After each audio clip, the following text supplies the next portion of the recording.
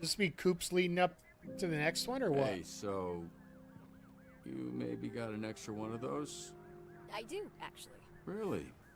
I mean, where'd all the extra beers come from? Oh, there's a ton of booze. Don't enjoy your spousal Quite win. a kiss she laid on you. Gonna have to talk to HR about that. Oh, shit. Yeah, I hadn't thought about that. I'm joking, Robert. Relax. You and 87%. Well, once you get in that situation, it's almost like you gotta trust the villain that you're working with, right? Even if they're gonna screw you, they're probably not gonna kill you. They're just gonna bounce on that. So. To be around your crying bitch ass? Fuck yeah, he pays me. Now, come on, whatever you want. Just make it less than $20, because I'm not trying to go broke every time you get lonely. Can I get a Twinkie? Just gets better and better. I think Invisigal's pulling something on me, to be perfectly. Oh, shite. I know this guy. He used to have more hair. Well, Golem's shitface, I think he's about to piss mud on the high school. Yeah, you know, I saw him. Bryant mouse pad. That's pretty cool. Just a small detail I saw there. That makes sense. The fuck was that? Boardroom. I abstained from voting as I am neither human nor reformed villain, nor particularly interested in this conversation. I only came in as I thought we were playing Magic the Gathering tonight. Damn.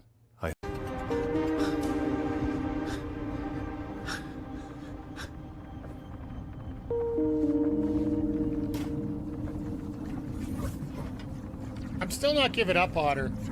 We all make mistakes in life. That's just the fact, right? It's not something that, you know...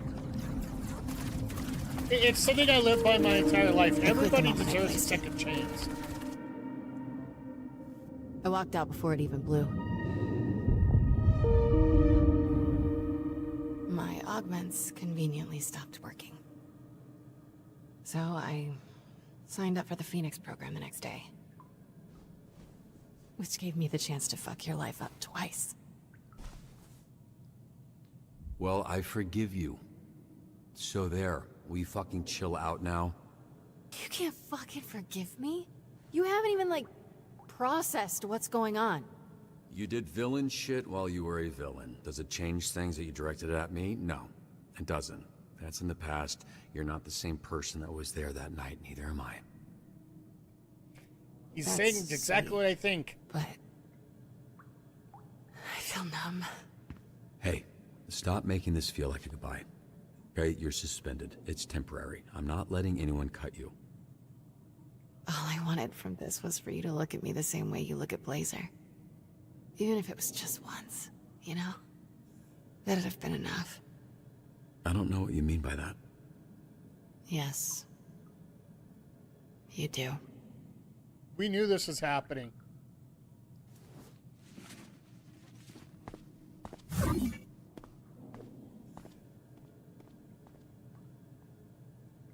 So does this mean we gotta bring Waterboy in? Of all things? Oh, hello. Oh yeah, we're going over the score on this one.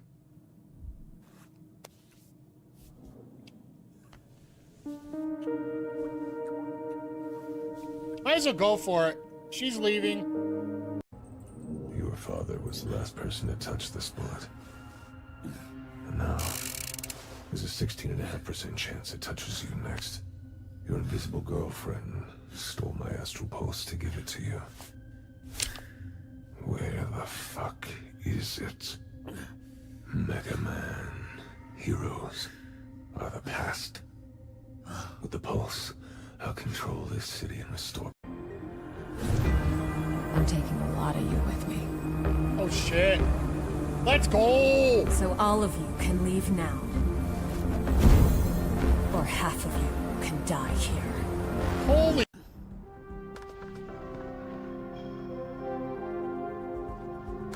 Let's get back to work.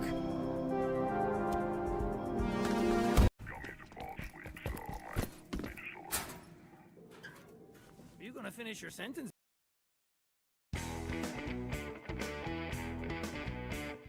Mike the Ref Maloney, Big Bad Boris on the call here tonight. It is Super kick! Let go! Let go! Third! Super kick party! Yeah, pay the money for that. Yes! This life is going great! Let's go! She's healthy. Let's go! Is she healthy? Yeah! Apparently she's back.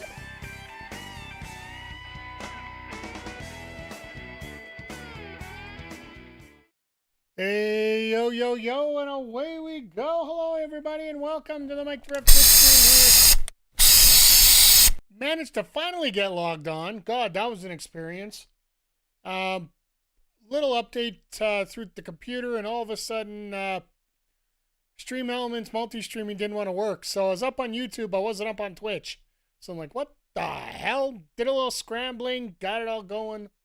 So for those watching on YouTube, my apologies that everything cut out, then cut back in, cut out, cut back in. But yeah, we're here. We're ready to go. We are good to go here. And my God, are we going to have some fun tonight. We got, this might be a stretch of the biggest round for women's wrestling in AEW in a while. Because we got 2 quarterfinals for the tag team tournament, as well as Red Velvet versus Mercedes Moné, just to unite the TV title. So technically she's not gaining a title, she just could lose one. And I believe Mercedes is now up to 13 belts. We're also getting Shibata versus Hangman Page tonight, which I got a feeling that Hangman's going to take Shibata out, so it's going to be Joe by himself versus Hangman by himself in the cage. It's an old wrestling trope, but it's a fun wrestling trope. But no, got an invitation to go to a hockey game on Saturday. Should I go? That's tough. Honestly, the Full Gear card is going to be absolutely amazing. Don't get me wrong. It's going to be spectacular like it always is. But the ability to go to something live with friends, I always recommend getting the chance to touch grass. There's a thing about, I don't never want to discourage anybody from watching wrestling, but there's this thing called VOD. There's this thing called on demand. Life will not leave you on demand. Live your life experiences. If you get an opportunity to hang out with your friends, I would recommend going. It's sort of, I love the segue, by the way, Zodiac. Thank you for throwing that in there. If you guys notice, if you're watching on Twitch, the donation button or the sub button has changed.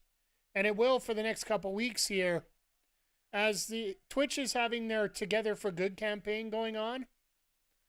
And basically it earns you extra emotes, and we're trying to raise funds for charity as we go along. And my charity that I'm picking, which will be on until December 2nd, is Jack.org. It's the same one we've run for the last 5 years here. And the reason I like them is, you know, what they do is actually go out and teach young college kids and high school kids. Like, let's face it, college are still kids. I know in the States it's a real touchy subject these days, but they are. Getting to learn a little bit more about depression, suicide, all those mental things that life can bring you, and give you extra tools for being a part to try to help figure that out. So once again, the channel category, be part of the solution, which is what we do here. So yeah, everything, once we're done, I've set a goal for 500. I don't know if we'll get there. If they're kids, they shouldn't be allowed to vote. Fair enough. I completely understand that. But like I said, all the other stuff I'm not worried about. It's I want to keep them alive as long as I can. That to me is the big thing. So yeah, I'll be bringing it up every once in a while in the stream, but if you're watching over on Twitch, that's what you can do there to help out there. All the money gets donated directly to them. So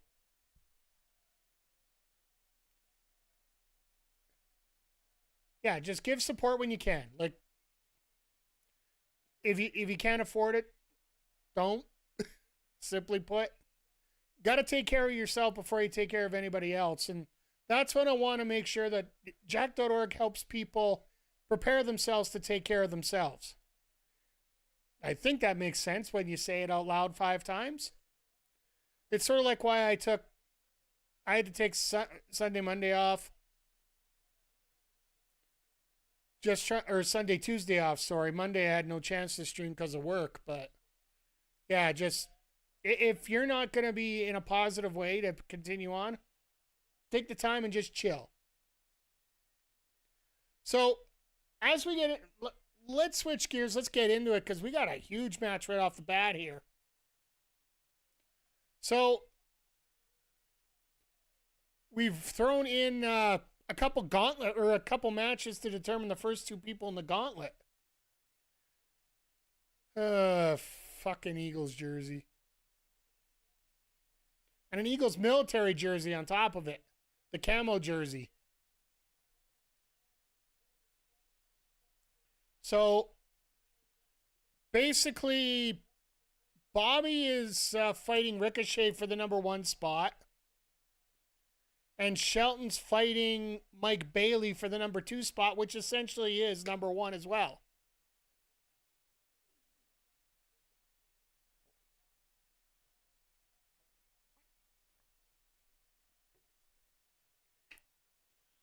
My prediction here is we get Bobby and Shelton. Both 1-2. Just because they get to walk out with each other. Could you imagine they do the finger poke of doom? Could you imagine the finger poke of doom there? But yeah, this will be a fun night, folks. So buckle up. We got a 4-hour stream tonight, but we got 3 hours of wrestling right off the bat. But how's everybody's week so far? I hope everybody's doing well.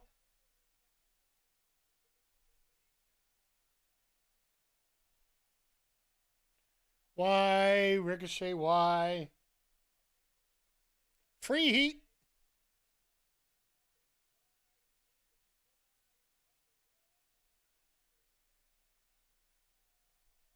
Middle of Patriots country. Gotta figure that.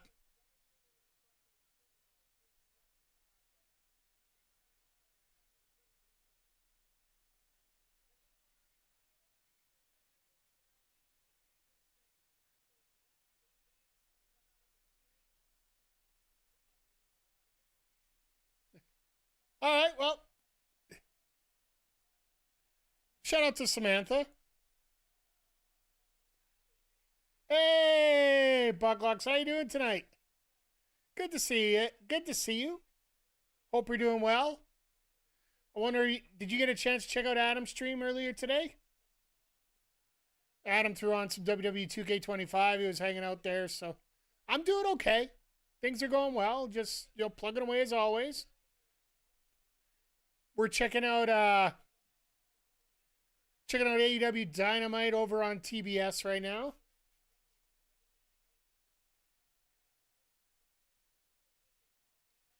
But no, I'm doing good, and I hope you are as well. No, he was just throwing up some random matches. He just wanted to get out and stream a little bit, so.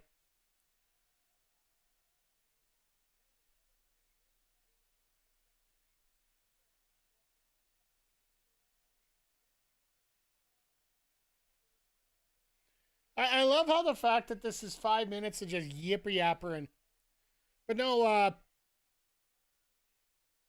well, while Ricochet continues on here, just want to remind everybody, if you're interested in being part of Backbreaker Wrestling, like having your character involved, let me know, and I will make sure to get you added into the mix. We're going to be starting that hopefully in January.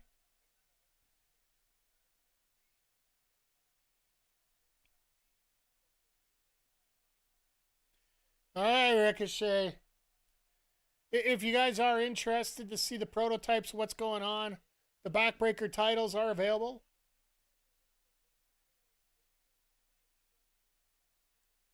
Still need to make a character time though. Where is it?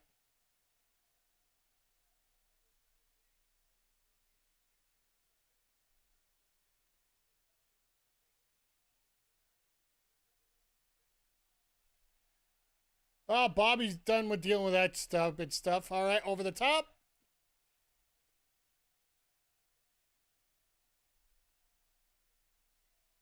Sorry, you're saying where is it? I haven't figured out exactly how we're going to break down the times for it, whether we're going to make that the Sunday stream or if we're just going to replace my GM after we're done our online version here.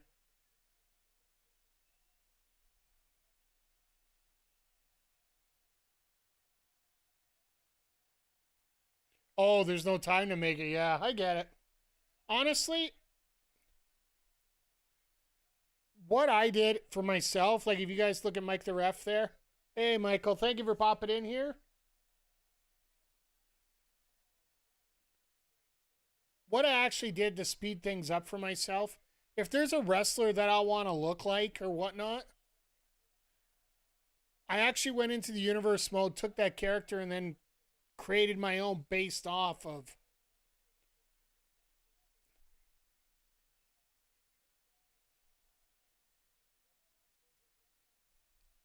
Personally, like when I started after I went going for a little bit here, I actually did the I did the generic big man. Because let's face it, I'm not exactly a small man. When it comes to Kayla J, I just took Chelsea Green and started working backwards on a lot of the stuff, like cater it a little bit more to Kayla's moves instead of Chelsea's a little bit. But I do have to fix the entrance up yet and whatnot. But now that all the DLC's out, you guys have lots of opportunities to mix things up, create what you want.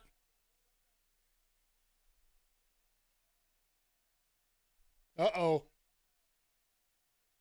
Up and down. And Ricochet's having a hard time to breathe.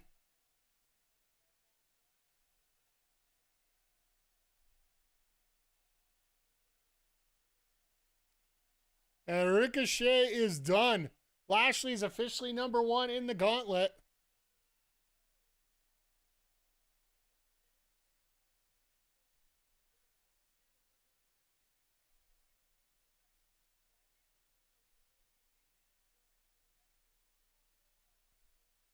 We could get a WrestleMania or a Royal Rumble 89 here out of this. We very well could.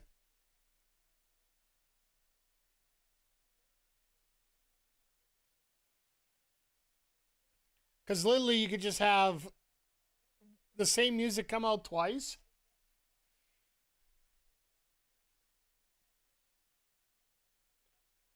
Actually, it makes a lot of sense to do that, really.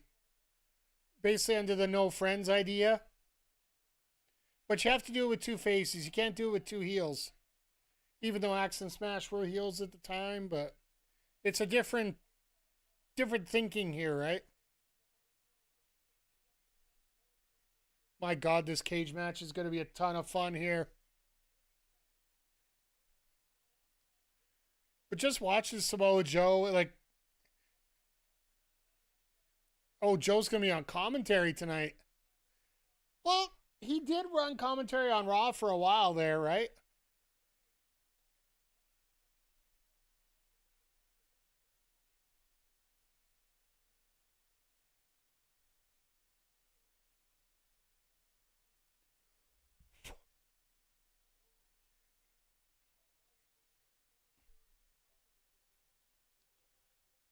Oh, God.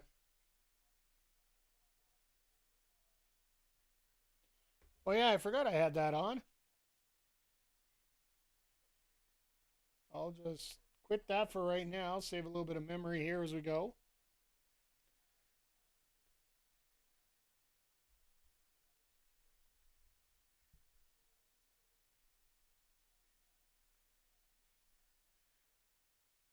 I love Joe. Like, Joe has got such an ability to make everything serious in an instant.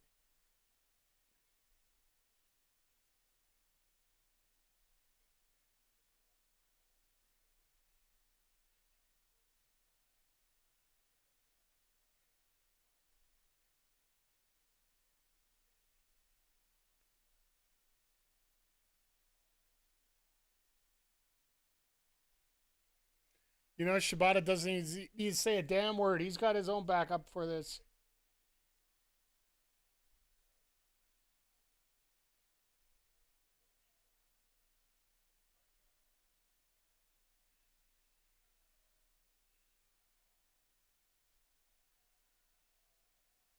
The crowd's like, what the fuck? We don't know what you said.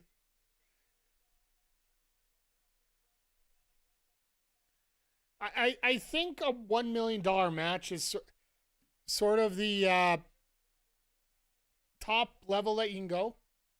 Hey, we got Skyflight tonight. People have been saying they haven't seen Scorpio Sky on TV for a while. Now we're getting them 2 weeks in a row.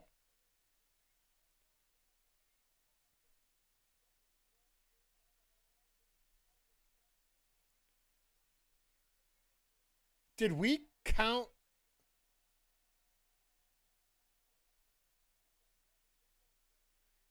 Ha!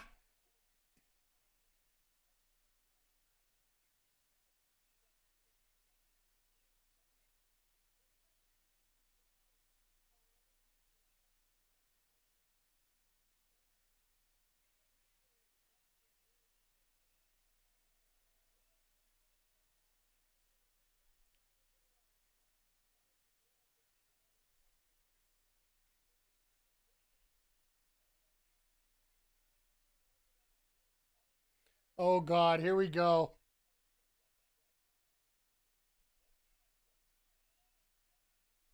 And they're like, yeah, Callis, get the hell out. I do think AEW has done enough to make sure people don't cheer Joe over Hangman. Yeah, like Renee yelling at Callis for stealing her mic.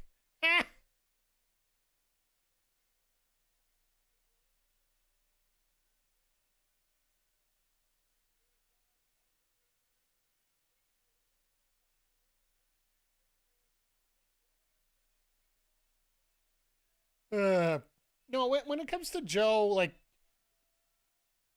I know fans can be rather smart when it comes to a lot of this stuff.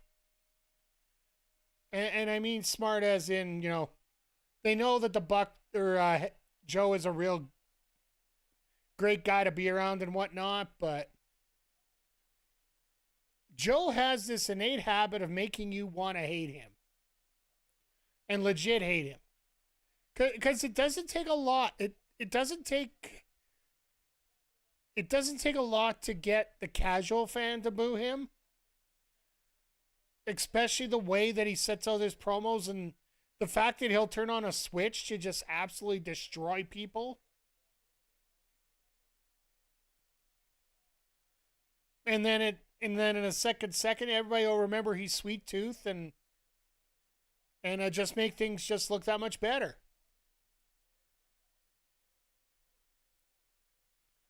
And speaking of Sweet Tooth, everybody, make sure you check out the Retro Hangover podcast where they just covered Twisted Metal this week. It really helped me out to keep my sanity together for my last day of work on Tuesday here. So just look up Retro Hangover on all your favorite gaming podcast platforms. Well, I wanted to remember to do it because I know you gave a special shout out to Samoa Joe right off the start of the show, so I want to make sure I return the favor,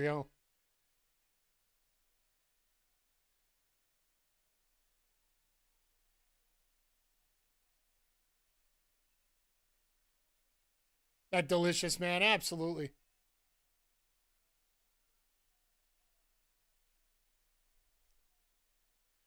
Holy crap, we got enough people coming out here tonight? Surprised we don't have the entire Callis family out here.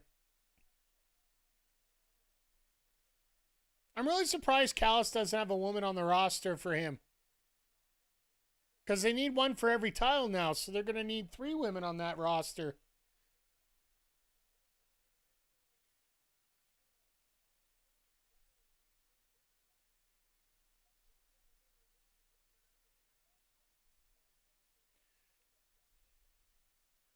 So the Bucks turn around and say no, and they lose $1 million?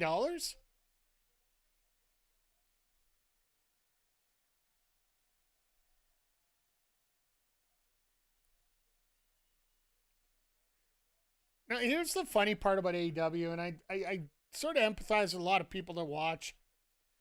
If you're not watching constantly about this, you don't know why this is $1 million match. You don't know why Callis is trying to recruit the Bucks and how simple this was of a storyline to put together. So,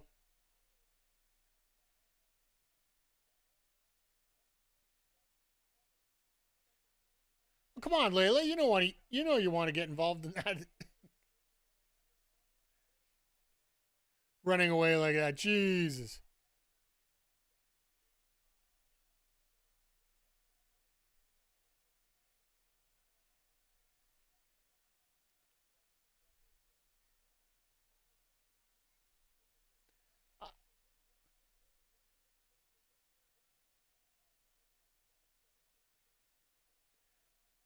Now this is impressive. You want to get a guy over. This is a way to do it right here. Like, let's face it, Dante, Darius, they haven't got a lot of wins lately.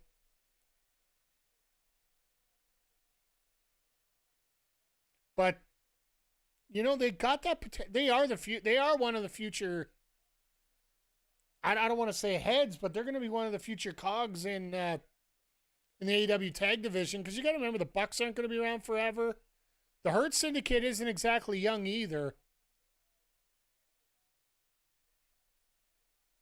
And right now we're just working on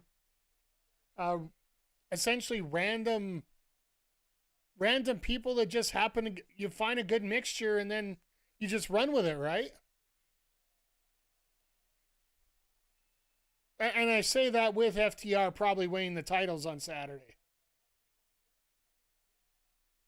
FTR can only do so much, right? Yeah, exactly. That's who I take as the exception to all this. And hell, even FTR isn't exactly the springest of chickens, right?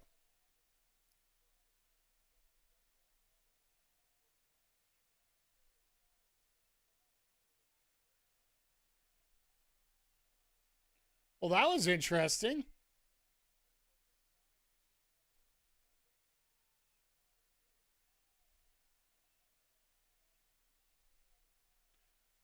That was an interesting sort of that catch belly to belly. Like I think Nick was actually looking at possibly going over, or sorry, that was Matt. He thought he was going straight over instead of just being caught. But the safer way to do it is to catch and release, right? So you can time it properly, get the proper grip. Nobody wants another Ridge Holland incident.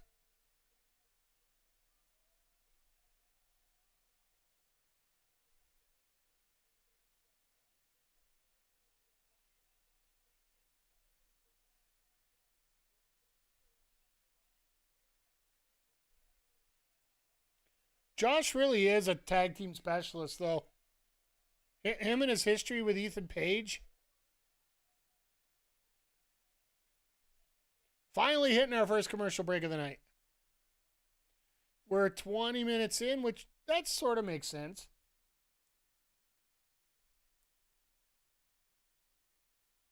But no, there's been a lot of talk about, grooming the next generation of wrestlers, bringing them up.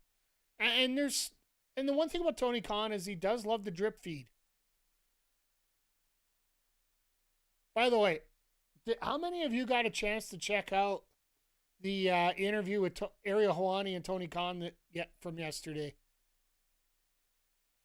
I got a chance to check it out last night while I was having supper, and my God, like, if we could get that Tony Khan for every interview that goes on, every presser, every time he's on a mic,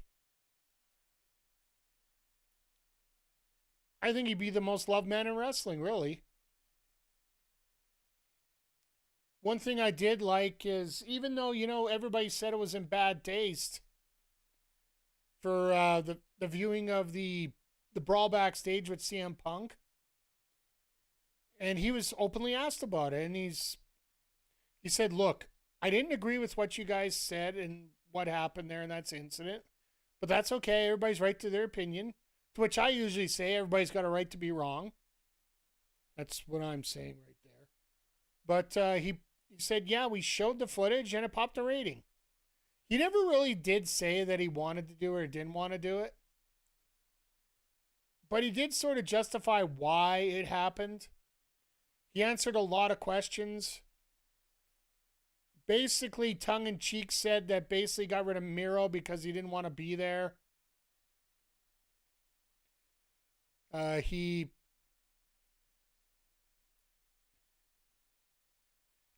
DLW. I think they say they do. Hey, Homer, good to see you today, too. Always a pleasure.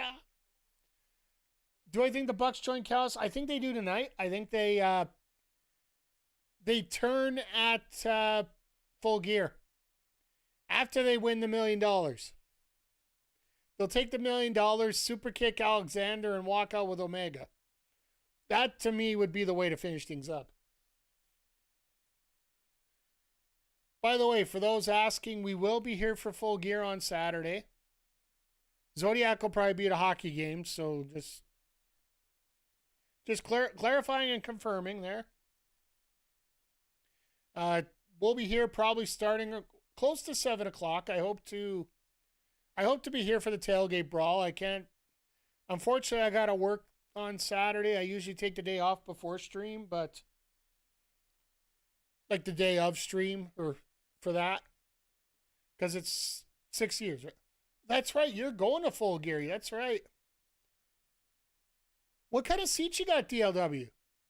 Roughly. You don't have to say exactly what section, whatever, but you got balcony, you got floor, you got front row.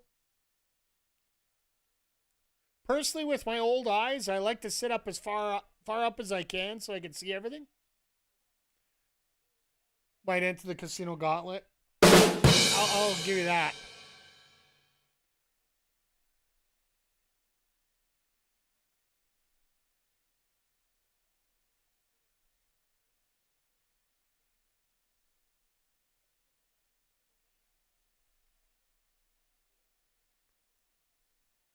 Alexander trying to be the guy. He's prototypical. Say, why are we doing this here? Oh, nice. Standing Spanish fly into a tope suicida. No, flying face, lower level. Hey, that's great. As long as you're in a position where you can see the ring properly, any seat's a good seat, really. Personally, I like to sit back. I like to keep myself as far back as humanly possible. It just helps me see everything a lot easier, right?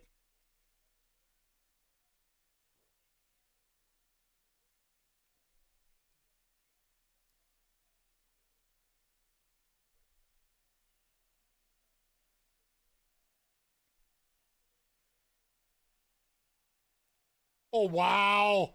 Alexander's done. Not a front row guy. That'd be too close. Yeah, like, for me, I don't like to be right in the middle of the action, even when I'm calling a match. Like, if you get a chance to see some of the matches I've called, most of the time I'm in the back with my table set up and whatnot. I know when I was in Calgary working a few shows for Real Canadian Wrestling, they did actually have me set up at ringside, like the old school Jesse Ventura, Tony Schiavone, WCW shows, like the Beach Blast and whatnot. I just don't feel comfortable saying that close because the audio gets too. When you're doing indie shows, your audio isn't perfect, to say the least. And hell, you watch some of my early matches up on the YouTube site, and yeah, you can tell the audio is crap.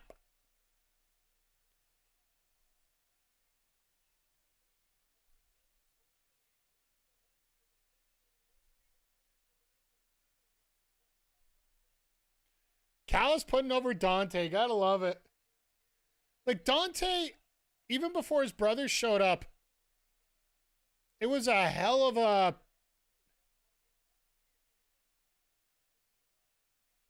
Got the wrong leg.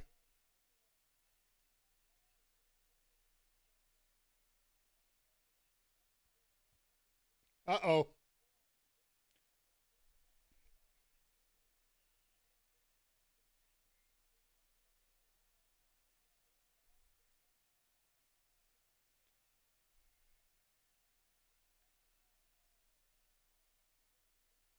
I love Callis. He uses the Vince McMahon thing there. Instead of calling it an indie taker, he puts it into the basically he goes, "What a maneuver!" That's what Vince always used to do on commentary when he didn't know what the hell the move was.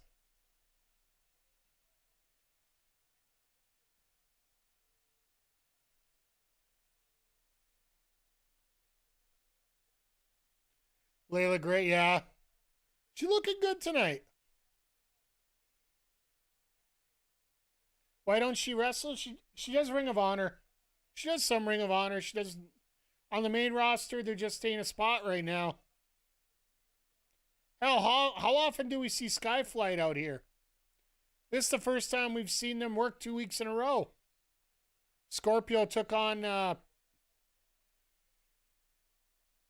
Scorpio took on Kyle Fletcher last week in a hell of a match.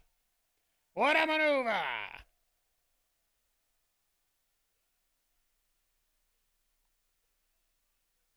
Oh, Callis.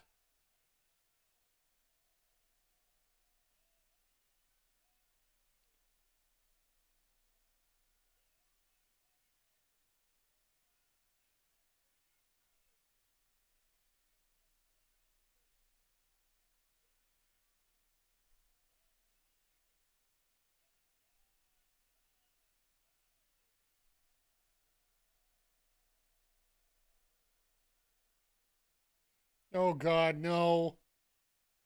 Are they going to not do it tonight?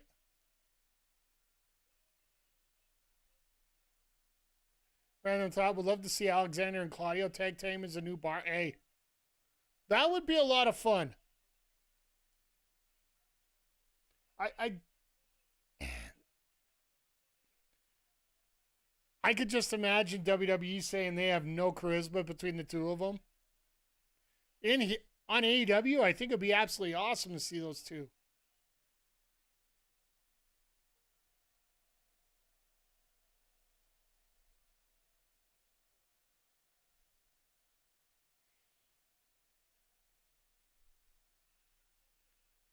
All right, we're stringing this out a little bit.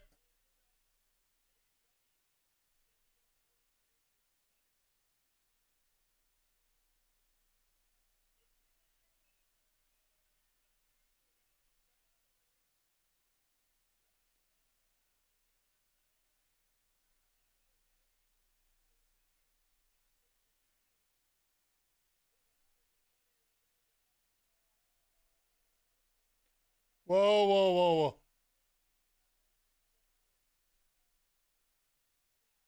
What did he do to Kenny? Well, that settles that question.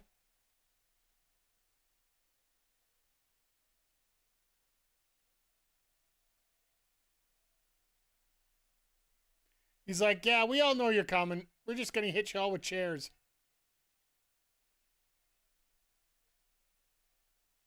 Kenny Omega's Batman's favorite wrestler?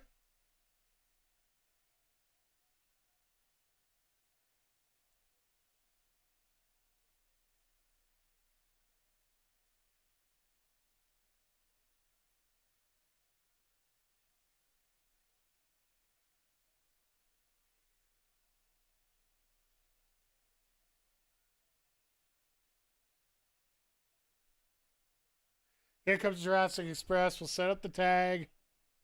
Got enough stupid stuff going on here. Let's go. Kenny does look, he's going to look healthier the more time he gets off.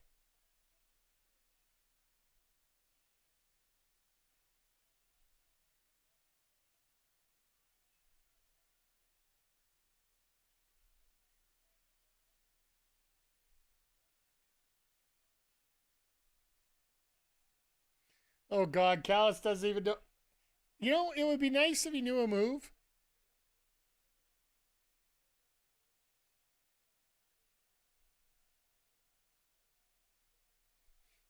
Callis running like a scalded dog.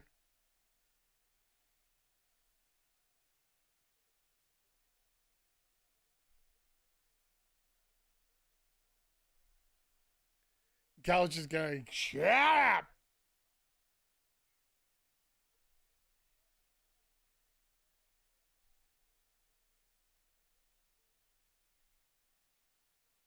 Good. Now you don't have to do it. Second that music hits, they just drop them. That's easy enough. Oh, a shovel. That. A vacuum? Luchasaurus has a vacuum. All right, I think this is the first time I've ever seen a vacuum used in a wrestling promo. Outside of Jericho versus China, the Good Housekeeping match.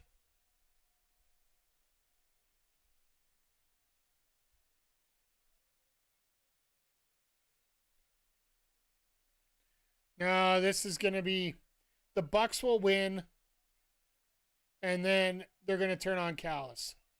It only makes sense that way. Hell, they could even have Jurassic Express join the Callis family. Enjoy this for a couple weeks, and then all of a sudden, nope, we got our plan B here.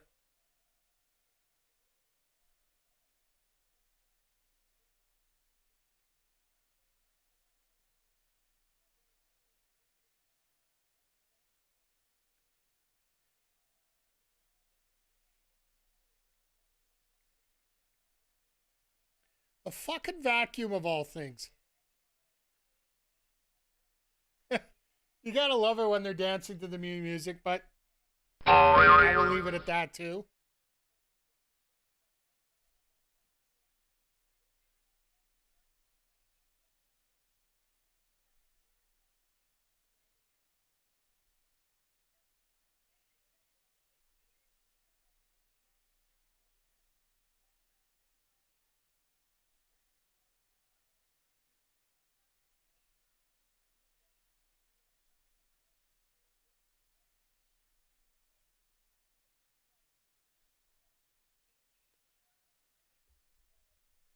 It's a good promo.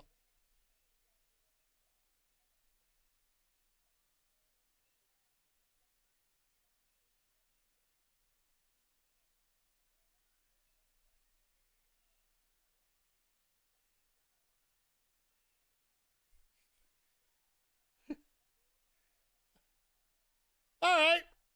I love the energy. What other way can you say it? I love the energy of that. And they got nothing at the table. That's hilarious.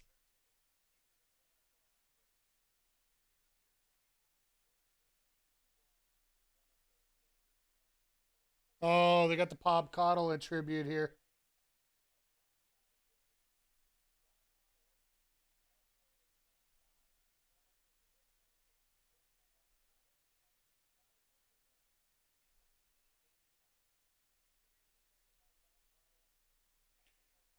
I didn't get a chance to listen to a lot of Bob Caudle stuff growing up. I don't know about you guys and girls watching tonight, seeing if you experienced a little bit of Bob Caudle, but I he was very. He reminded me a lot of an earlier time Excalibur, where the voice is rather dry and straightforward. not very, like, in terms of the wrestling moves, he knew a lot of them, but he kept things very, very even to the cuff. Like, he was a play-by-play man when the play-by-play man was just the play-by-play man. He didn't throw any extra color in there. You had your ex-wrestler come in there, and that's typically what the indie promotions did. Even back in the territory days when it comes to TV. You bring in a former wrestler and you let him do the color, and he usually does it in gimmicks. So, if the guy's a heel coming in, he's going to justify everything the bad guy does, and he's going to admonish everything the good guy does. If you guys want a modern example of that, look at Jesse Ventura. He was supposed to be a heel, but he's shitting all over Drew McIntyre for walking out of the cage against, or Damian Priest walking out of the cage on Drew McIntyre. And it landed him out of a job with WWE. Because if he didn't notice, his 1-year contract with WWE is over, and the only place you can find Jesse Ventura right now around the brand is on the video game, 2K25. Which, by the way, we'll be continuing our online MyGM mode. A little shortened version tonight, but nonetheless, we will be on following Dynamite Collision tonight.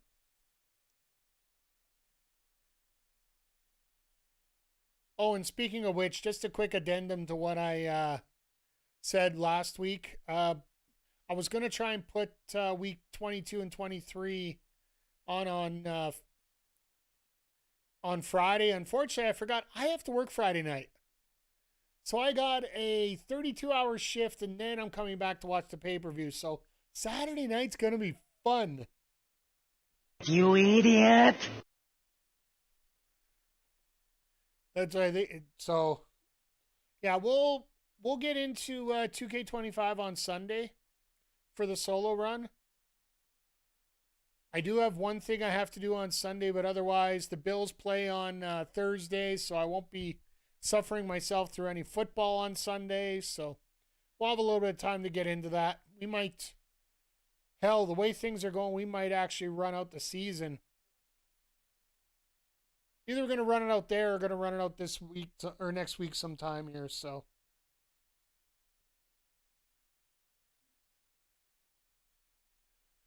but yeah, I'm looking at everything coming up on Saturday, and just even if they don't announce another match for the card, I think we're perfectly fine and having a great pay-per-view here. The only thing I'm upset about right now is PVV.com doesn't have it available yet. They have the graphic, but they don't have the access for it. The link is still to the last show. To Wrestle Dynasty. I was going to switch over to PVV.com, but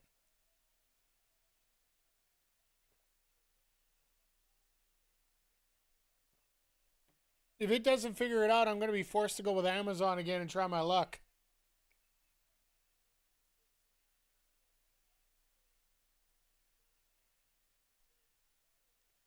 I'll guarantee if that happens again, Tony Khan might actually just up and reconsider having Amazon as a partner for that.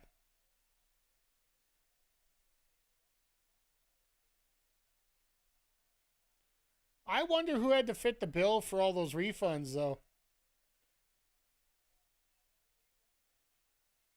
Because literally everybody who bought the pay-per-view got a refund.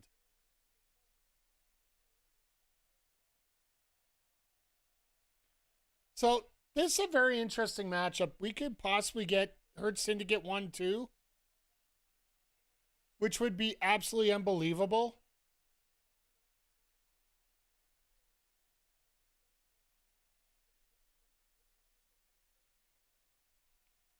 But the fact we do get Speedball out here,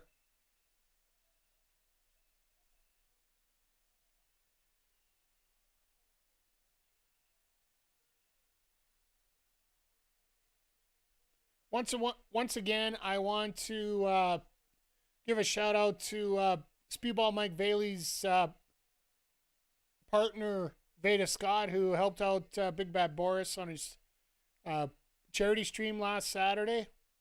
For those that were wondering, Boris was raising funds for the Canadian Mental Health Association. He did have a goal of $1,250. He ended up with like 26.25 or 26.50, somewhere in that range. So good on him. Great job.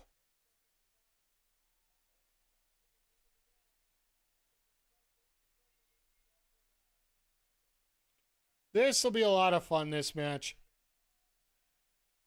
Like, this is the plethora of matches that Speedball Bailey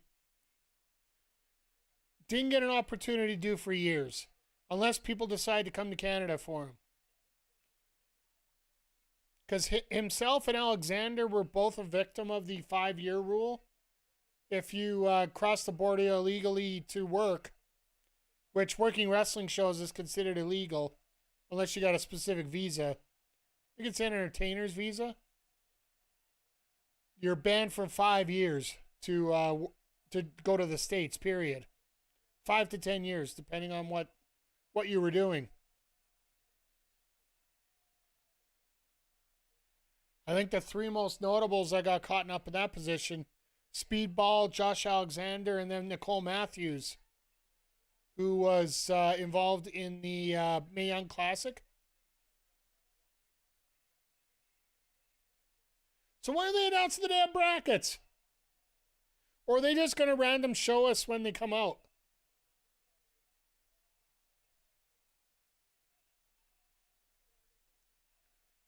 I do think it's a rather smart move to wait, though, when it comes to AEW with the Continental Classic, because you don't want to have what happens last year and have somebody who is already a little bit dinged up be a part of it, and then all of a sudden he's out for... They had to bring in, I think it was Commander, who ended up having to take that one spot. They booked it up perfectly to have Commander beat Claudio to knock Claudio out of the playoffs. But at the same time, don't put yourself in a position where you need to book yourself out of trouble.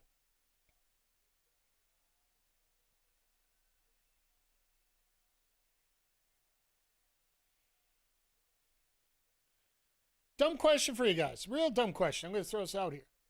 Nat, how the heck you doing, sir? Hope you are doing well. Hope everybody's doing well. We having a lot of fun tonight. So far, Bobby Lashley secured the #1 spot in the gauntlet match on Saturday. And the Bucks and Alexander defeat Skyflight, and the Bucks are still non-committal in terms of joining the Callis family. So that's what we gotten so far.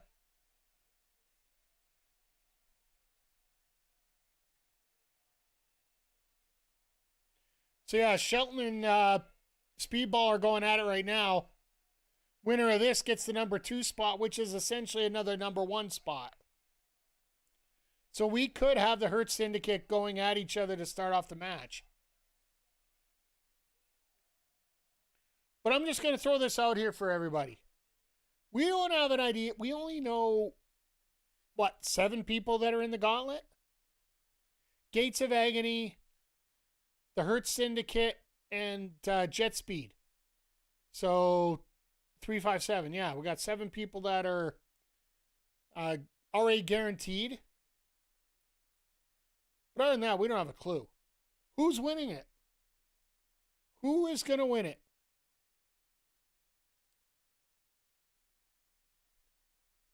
Now remember, Tony Khan did say that this title will be defended outside of AEW, so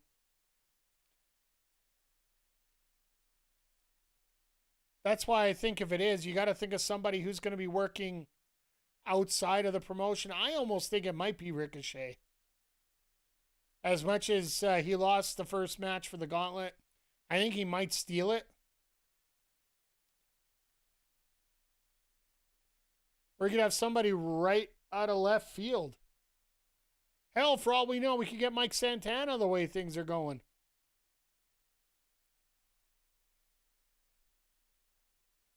To be honest, we don't know what his contract status is, so we can't really say either way. Is it just me, or there have been a lot of Matt Cardona? Always ready. It wouldn't surprise me either. Like, it really wouldn't. The King of the Indies winning a North American Championship that can go anywhere? Is it just me, or there have been a lot of weird title changes lately? Like the Kazarian win over Mike Santana. Shotzi Blackheart? Maybe, but I don't think they do intergender on this one, but it wouldn't hurt my feelings if they did. So we got the Mike Santana one. We got, and don't get me wrong, anybody that watches our 2K streams knows how much I love JC Jane as a wrestler. JCJ winning the NXT title last night on Gold Rush there. To me, that was just plain old confusing.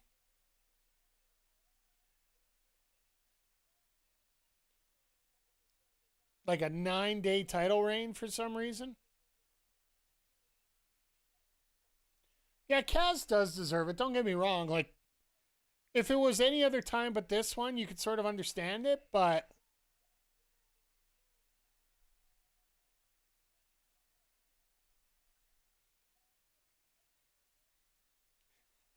I love MVP.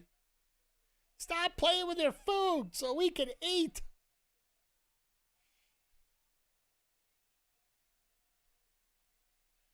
The fact they took 4 weeks off and that was Mike's first defense. Yeah, like, that's why I'm looking at a lot of these bookings and I'm like, you're doing that title change right now? Like, the Ilya one made a lot of sense.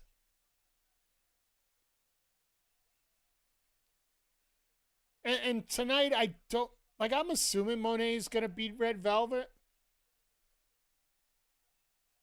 But it would be a hell of a thing if Statlander caused Monet to lose the TV title back to Red Velvet again.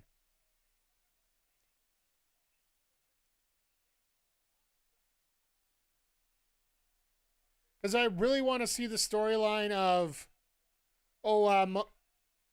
Monet can win all these little titles, but when it comes to the big titles, she just can't.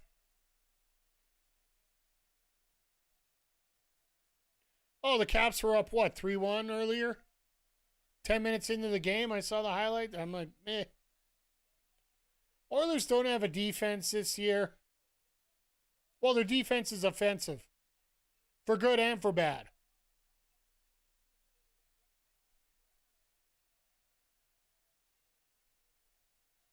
And the goaltending is exactly what we thought it would be.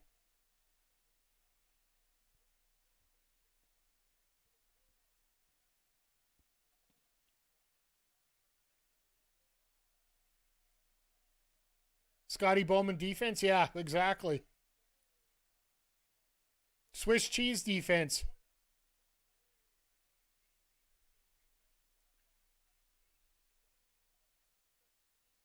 No, this is a dream match. And this is like I was saying before you got here. This is a match that we've been robbed of for so many years. Just because of that 5-year ban for Speedball. But, no, if you didn't know, Speedball Bailey was banned from, well, we were talking about it quickly here. Speedball Bailey, Josh Alexander, both were banned from going to America for 5 years for working a wrestling show without a proper visa.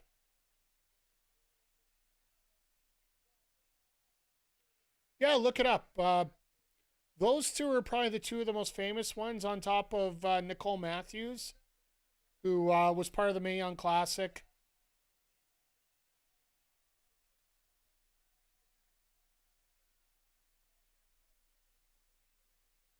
Yeah, no, they were working a show, and it makes sense with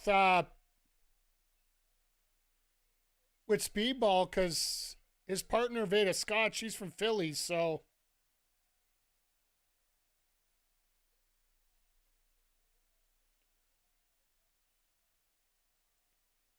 Oh, here we go.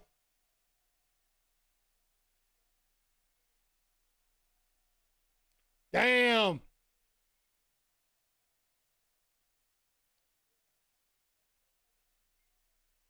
Yeah, it's a true thing. Don't worry, Nats. I'm not kidding about this. That's why I know for a few of us here, we're followers of Adam Blank of Remember the Game, and he talks about why he doesn't do shows in the U.S. Like, for him to do a show in the U.S., he needs like a $10,000 visa to get paid. For Americans to come up to Canada, it's that welcome, come join us. But in the States, the theory is you're taking a job away from an American who could do it just as well. Whether you can or can't, that's a whole different story. But that's the theory behind the whole rule. So most of the Canadians that you see in TNA, whether you see them in TNA, AEW, WWE, MLW, basically they have to get a visa through a sponsor, which is usually that promotion.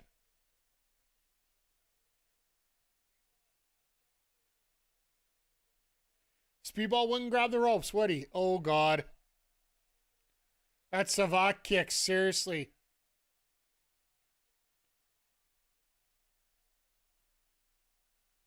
You fucked up. You fucked up.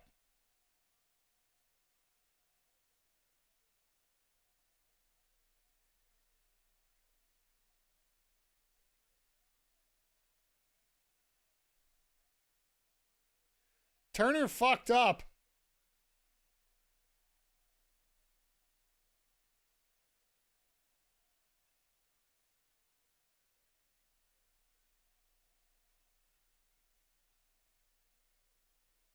Turner fucked up.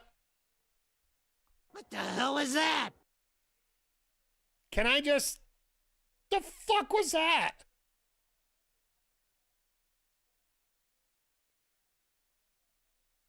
I'm more concerned about Turner.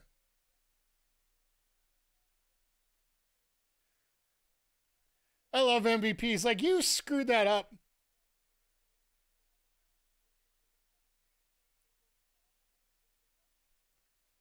They never told us about this one. Orange and... Paul's the head official. That's the thing. He fucked up, but we're going to find out why. There's got to be a reason why.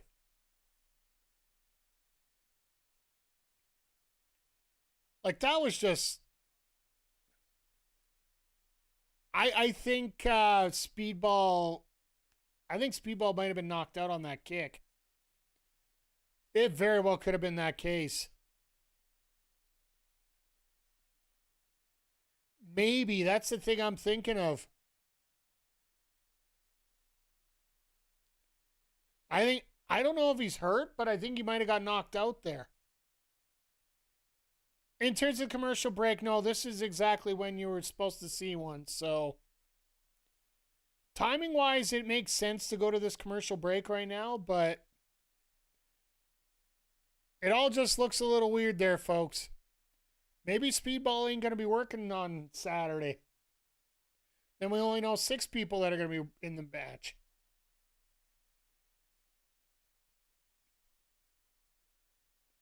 I'm sure we'll get all the conventional mid-card guys in there. Like, once again, Orange Cassidy, Claudio, Roderick Strong, Kyle O'Reilly. I'd like to see Kyle O'Reilly get a bigger spot, but don't tell the ref the outcome unless there's a gimmick to require. Yeah, exactly. Like, Here's the thing. He was probably told it was off a super kick. And that's usually what they finish it with, right? Like, I'm finishing with a super kick. God damn it, Turner. What? You know what? It's rough when the referees are the biggest problem in AEW? And it's never, I will say this right now, it's never Aubrey. Posey, he just knows how to play dead a little too well sometimes. Rick Knox sometimes is just a complete moron. Plus, he's also the referee that is that was involved in the Matt Hardy concussion scandal in during that pay-per-view when he was taking on Sammy Guevara. It was that loser, or if Hardy loses. Rick's a well, we're all PWG marks in many ways. Refs have had issues in WWE recently. Absolutely, like all over. Like, what's going on here lately?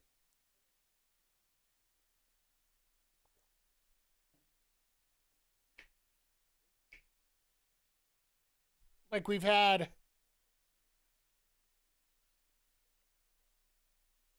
like Turner hasn't been the first guy to screw up. Horn for Tony Khan, is it? We talked about it a little bit briefly. I will say that was one of the best ones. Vince was right about refs. The only good ref's a dirty ref.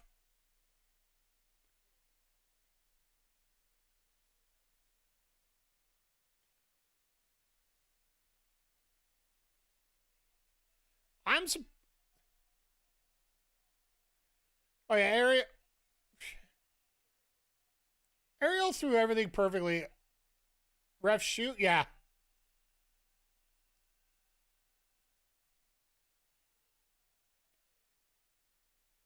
Unless they physically have to be involved in a spot, referees should not know what's going on.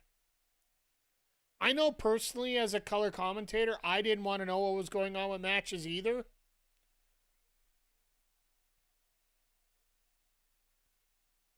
All right, well, we'll see you back here in about an hour. Enjoy recording the flight for this week. With all due respect, I was part of the tie, unfortunately, so.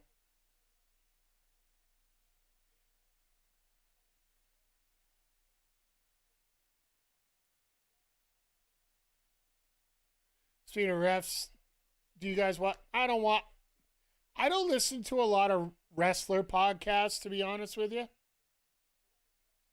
And it's just the same reason that TK talked about with all these former wrestlers talking about AEW the way they do.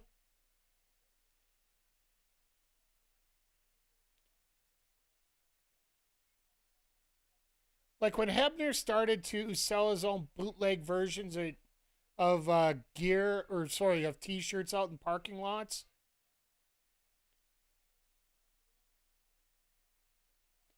I think it was him and Mike Posey that were doing that.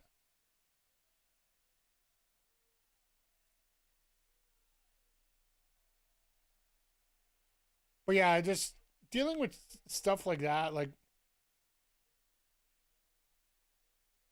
just slimy, because selling the bootleg stuff takes money away from the wrestlers, right?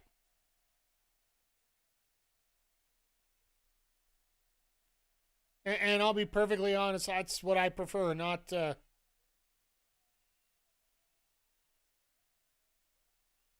if you didn't know the gimmick, you could really be upset with what's on the screen right now.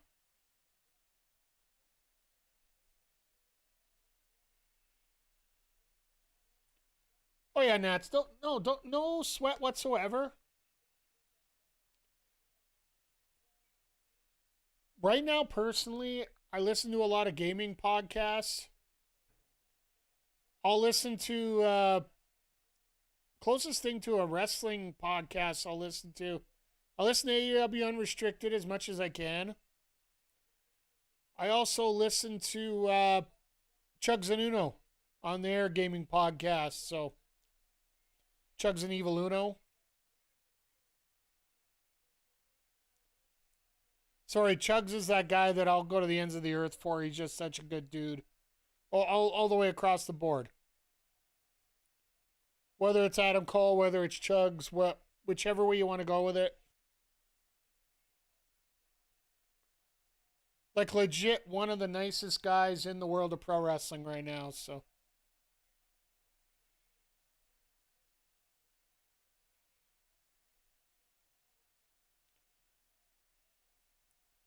Well, this match broke down in a hurry.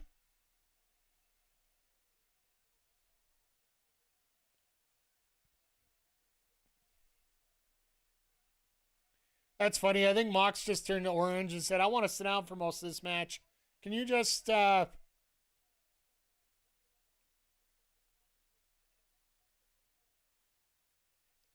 you just sit me over by this chair over here for a little while?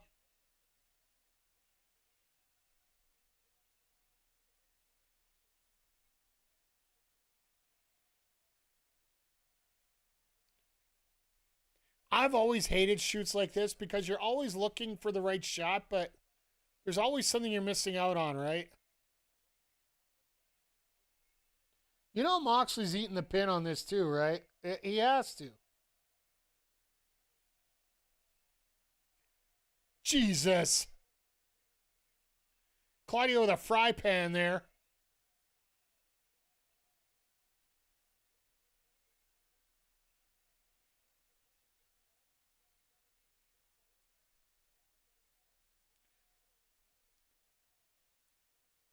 Mox is like, all right, we'll finally break this down to a tag match. Thank you.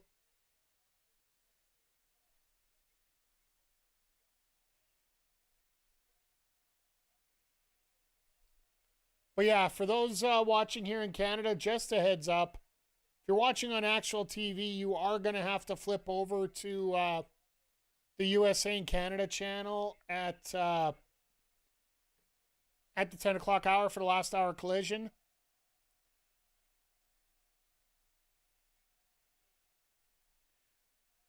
I find it funny because instead of saying it's just a 3-hour Dynamite, they have to say that's an hour collision. Because part of the contract that they have includes 2 hours of Dynamite and 2 hours of collision every week. So the Tailgate Brawl is technically AEW Collision Tailgate Brawl is the term for it. And it runs on the same channel as the Collision show, so.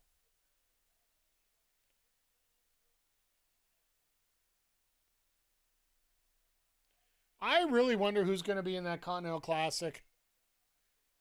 This might be the year where they literally could have anybody. Like last year, you sort of knew who the top echelon people were for that. But this year, like, we could literally have anybody. And we'll bring it up on Saturday because they might even announce some of the competitors on Saturday.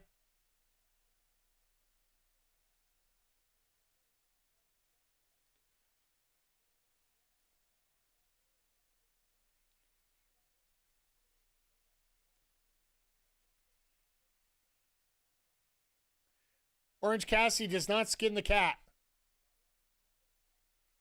Cameraman was attempting to look at a string in the cat.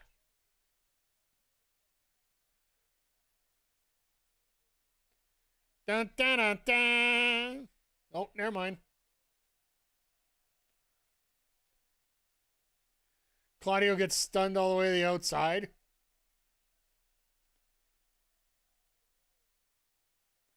Uh-oh, look out.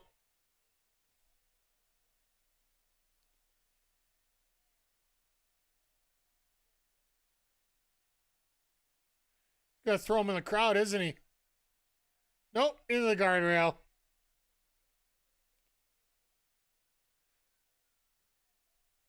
It would have worked so much better if he just dumped him in the front row.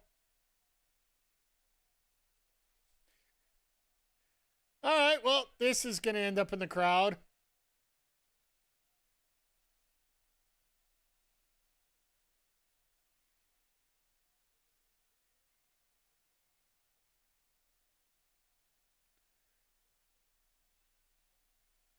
No hands dive.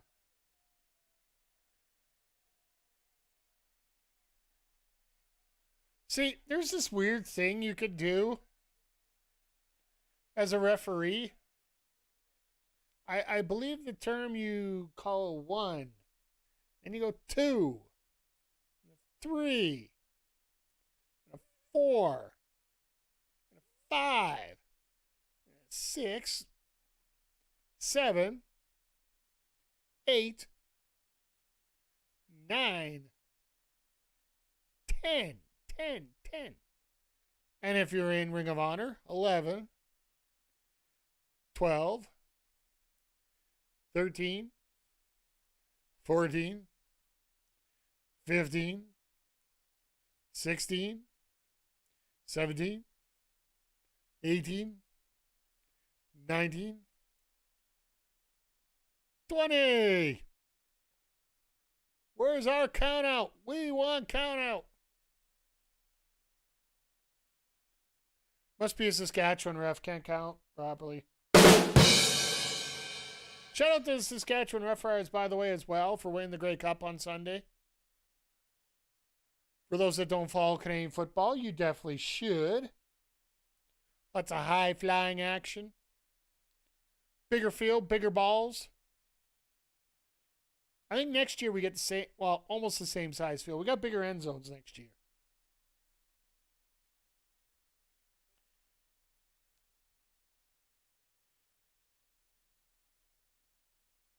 Oh, and before I forget, I want to give a real, I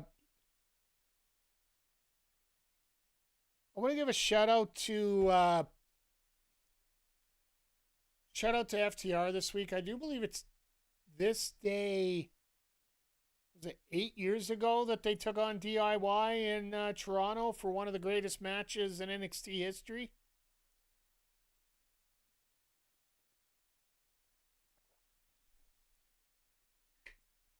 Since we're watching tag team wrestling right now, it just came to my mind here that, yeah, they're. I don't know if you've really seen tag team wrestling get to a level that it has been since you saw that group in black and gold down in NXT there. Like you had Red Dragon, you had DIY, even the Authors of Pain were down there working that. FTR just forcing the issue, as well as American Alpha just finishing up their run there before moving up to the roster.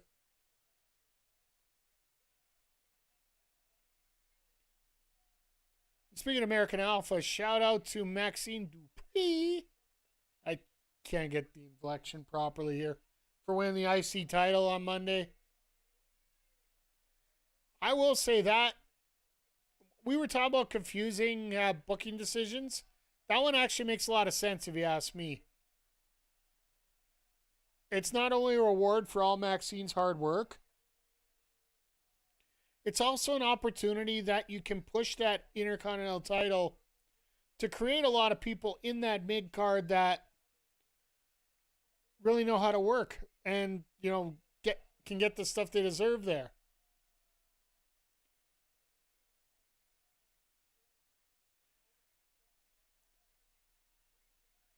Like, for example, I think Ivy now should be the one to take the title off her.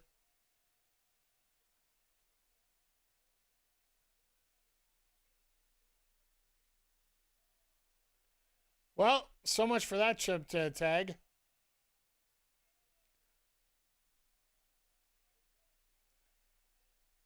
Now Claudio just wants to... Oh, God. And he does the heel giant swing. Let's do it twice because you know I can do it. And then screw you guys.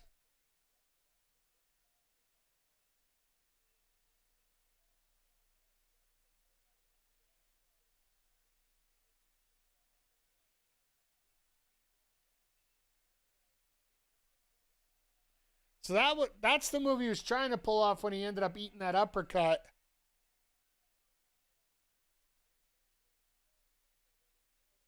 But Roddy's not in the corner.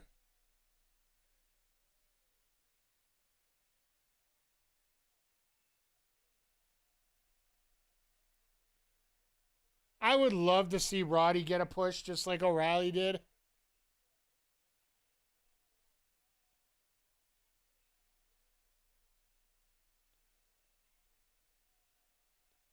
Because Roddy is like, I believe he is a former Ring of Honor World Champion back in the Sinclair days.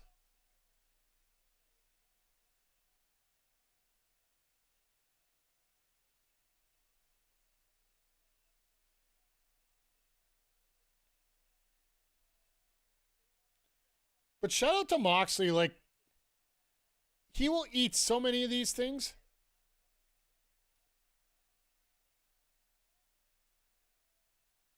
And this whole crowd wants to see Moxley tap again. This is awesome right here.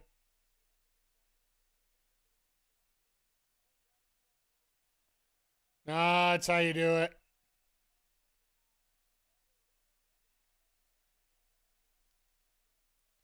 Orange with the block. Oh, God. Fucking Claudio. Seriously. Claudio is literally like, yeet. And the old-fashioned yeet, not like this new kind.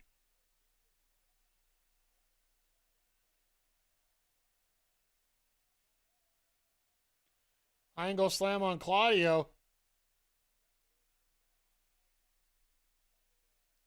He went to go for the tag, saw nobody was there. He's like, screw it, I got this.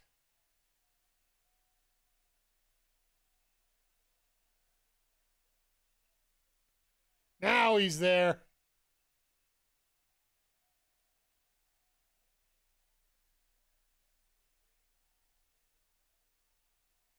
There's an orange punch. You ever seen it? Oh, God. Is Moxley going to eat another pin?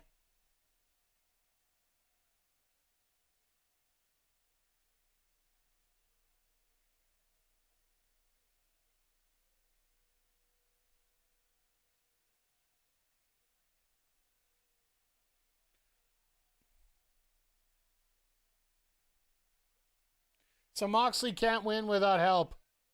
It's basically what you're saying here.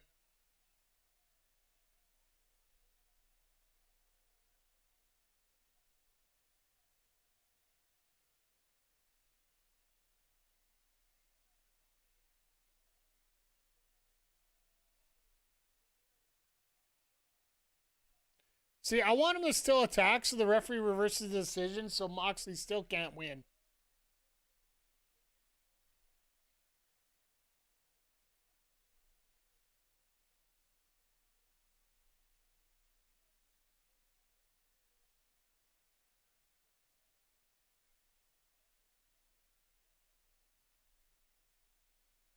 So Yuta, why aren't you getting in the ring yet? Oh, here comes Kyle. Here comes Kyle.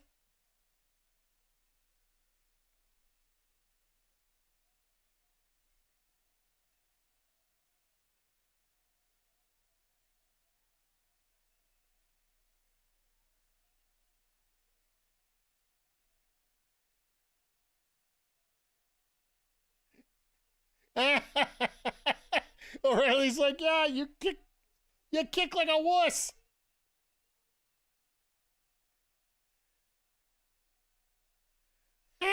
Kyle's crazy.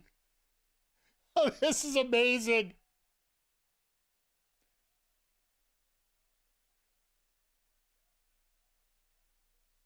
Are they trying to send Moxley out?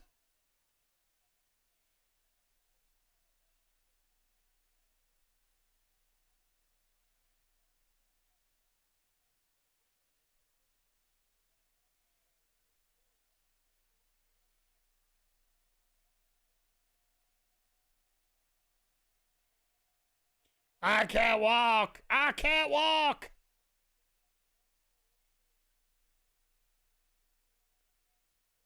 Or is Moxley going to actually...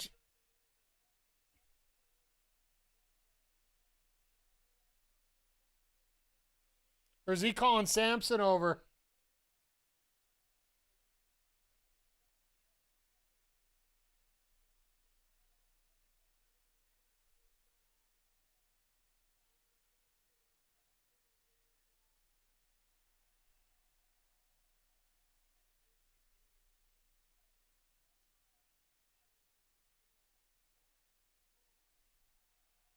Holy shit.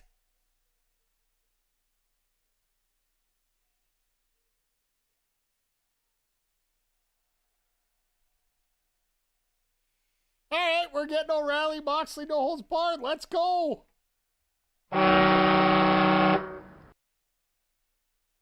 No. They are redoing O'Reilly. Nats, if you were here last week and for the last few weeks, O'Reilly is getting the push. He was actually scheduled to get a push right before his injury. And it was that match against Moxley that was the last time he was able to work. They've turned him into a beast, absolutely.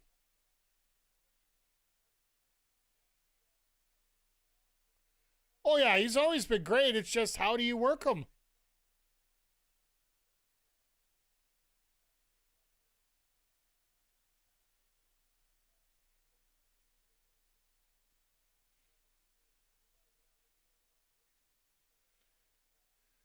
You almost wonder sometimes if Bandito can't make it, did they just put anybody else with some hair behind the mask?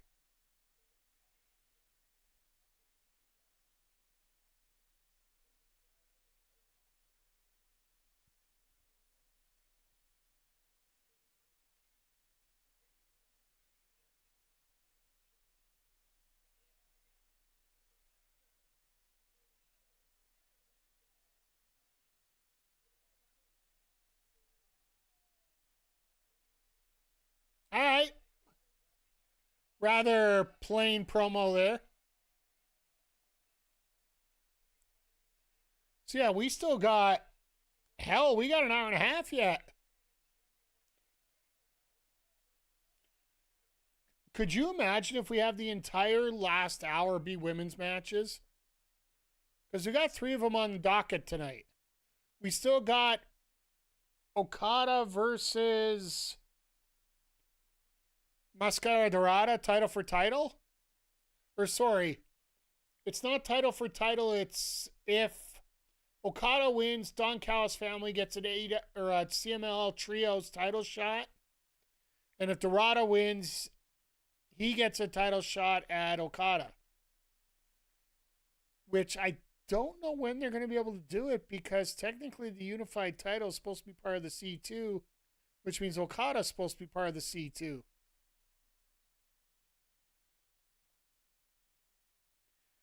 That's the sticking point I have about this. This is the main reason why I haven't really given two you-know-whats about booking when it comes to getting the full gear. Like, let's get everything to full gear. And then following that, you got the tournament.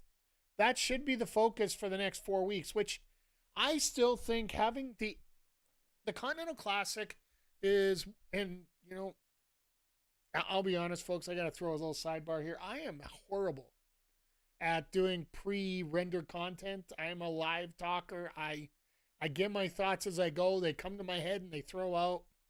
This is one I really want to get into a little bit deeper, but to me, it's very responsible of AEW to do a C2 right around Christmas in terms of taking care of their fans, because when it comes to the time of year around Christmas, this holiday season, everybody's busy. Everybody's got things to do.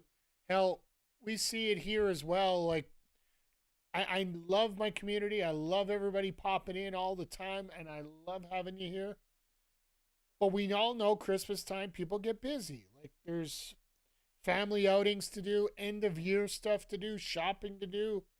And wrestling is probably, for most people, it might be around 6th or 7th in the list of priorities for you during the day. And that's perfectly fine. When you do a lot of stories, you want to be able to see all the stories play out, and you got to watch all the steps and keep things organized. When it comes to the C2, the story's simple. It's a 12-person round-robin tournament. Winner gets a shot at the title. So if you miss a week, yes, there are little storylines building up in the tournament and how you're going to have your underdog stories and whatnot. And, create that's absolutely the case.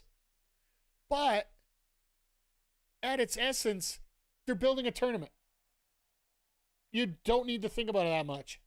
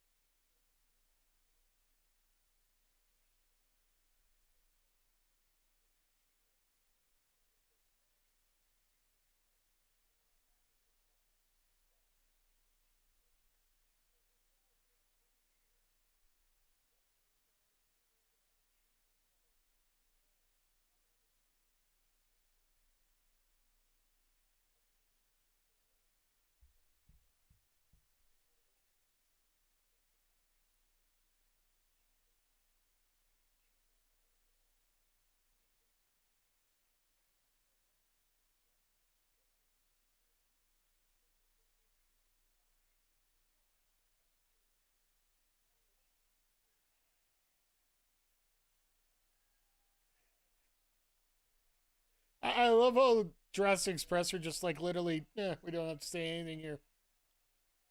Do you think they do one C2 this year or do a women's one as well? I almost think that they would announce it.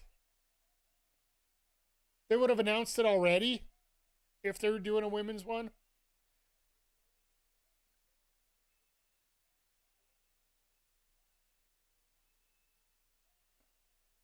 Every team's got a name. Every team's got a name. I love this. It's old school wrestling, right?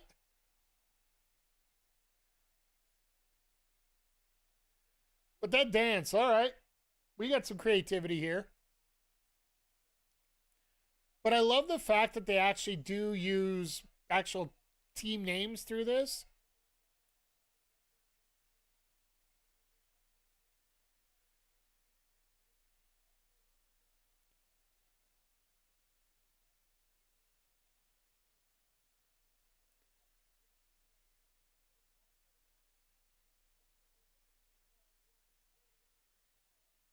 So this is going to be interesting that we have a face-face match up here going into this.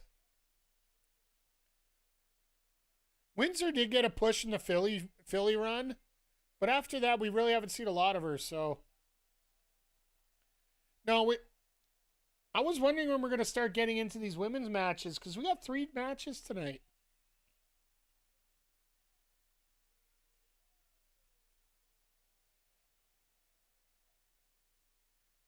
No team name. They can't win. Isn't that the way it works?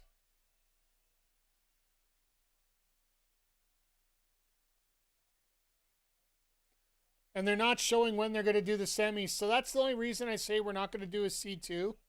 How could you do a C2 without having Willow involved? If Tony wins this, how do you do a C2 without Tony or Mina being involved? I'm sure Athena would want to, or sorry, Athena. You could probably put her in there, of course. But Mercedes, there is no way that AEW is going to do a first and she's not going to get involved. Of course, if they show up in the first match, they announce a C2 match, and the first 2 that come out are 2 women, I am through the moon on that. They could also announce at the pay-per-view what they're doing too, right? So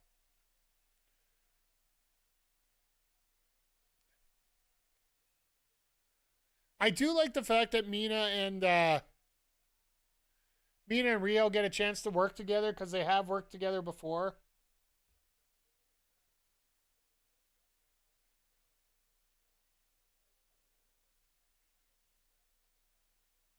Oh, sorry, I saw Veda was putting out a post. I thought maybe she had an update on Bailey there just in case there was something wrong with him.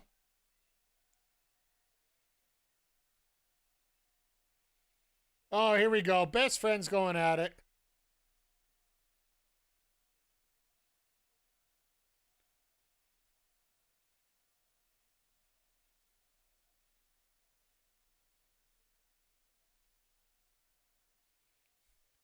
All right, comedy spot. Let's go.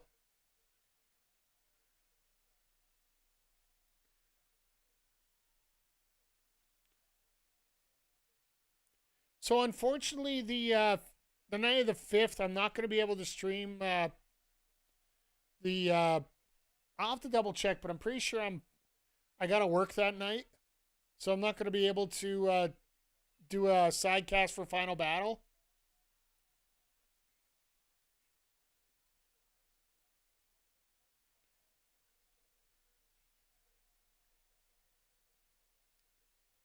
I mean, it's still, yeah, like everything that's come down from the blood and guts, everybody's got to be sore from that, right? Well, if you think about it, actually, Rio and Alex might have a fair advantage out of that because, well, both ladies have to have a little bit of exhaustion out of it. I think more so for Tony mentally and more Mina physically.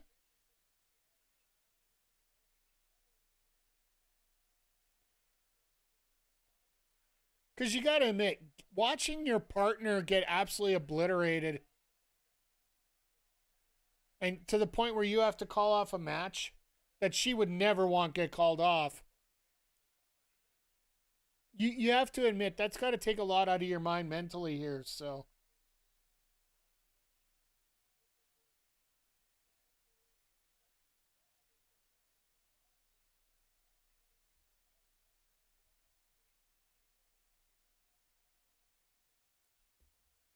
oh no, absolutely.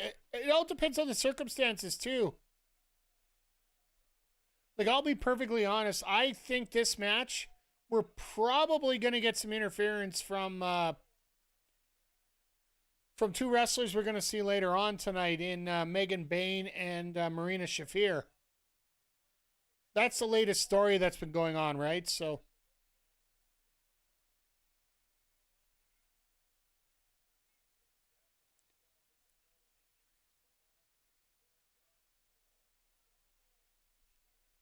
Windsor couldn't get Mina up at all there.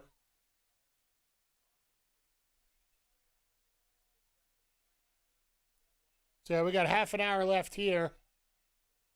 Looks like we'll probably get the two other matches in the last hour. Because I'm assuming Okada Dorada is going to be our Dynamite main event, for lack of a better term. Because for us Canadians, we do have to switch the channel halfway through.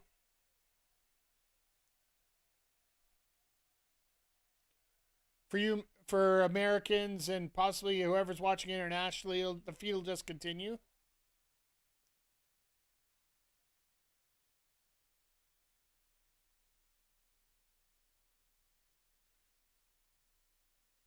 But no,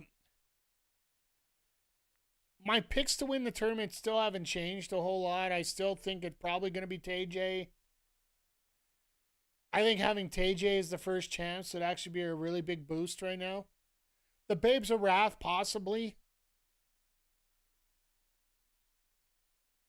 The Sisters of Sin, that would not hurt my feelings whatsoever.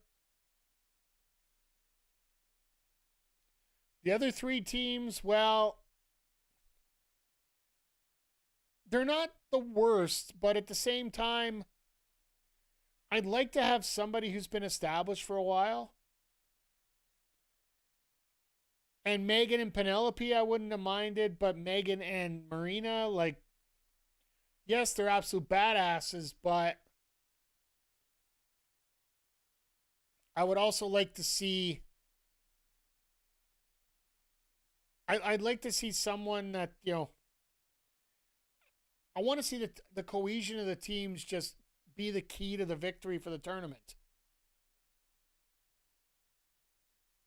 It's why Willow and Harley have had enough of an off again, on again relationship in terms of being a tag team that I don't mind having that set up.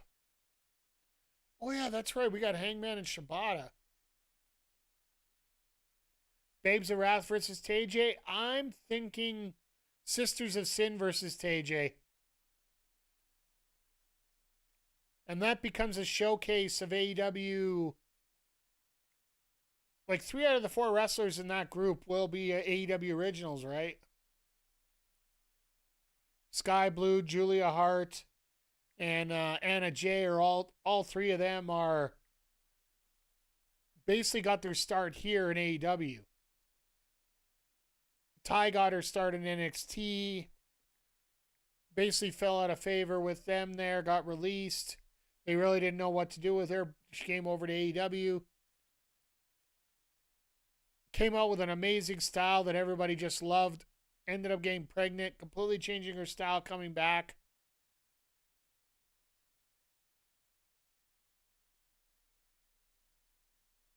In many ways, I feel, and we could probably talk about this during their match, but I feel in many ways Ty Conti and Tony Storm have a lot in common. They were just floundering. They were floundering when they had to do somebody else's creative, but when they got a chance to do their own creative, they managed to set themselves into a whole different level there. So.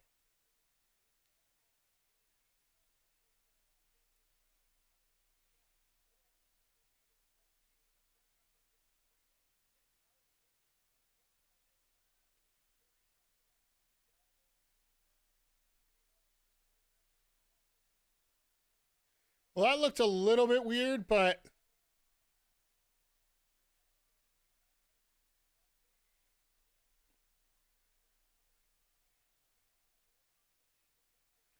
all right, that was a little contrived, but I'm not saying that's the worst thing in the world. But no, if it was the Babes of Wrath versus TJ, I would not feel bad one bit. Harley deserves it. Willow deserves it. I just think I wonder when we're going to start hitting up the Willow versus Chris storyline, because I honestly feel that's who's going to take the title off of Chris Statlander. After that match in Chicago between the two of them, the no holds barred match at All Out, I think that was what, 2023?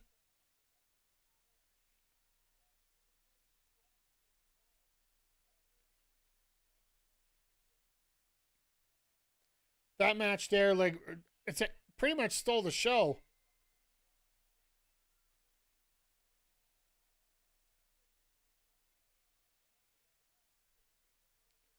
Aubrey a little late on that cover, but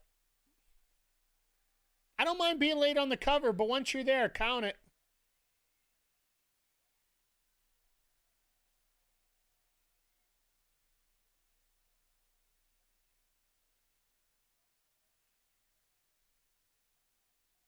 They are really pushing this original tag team thing on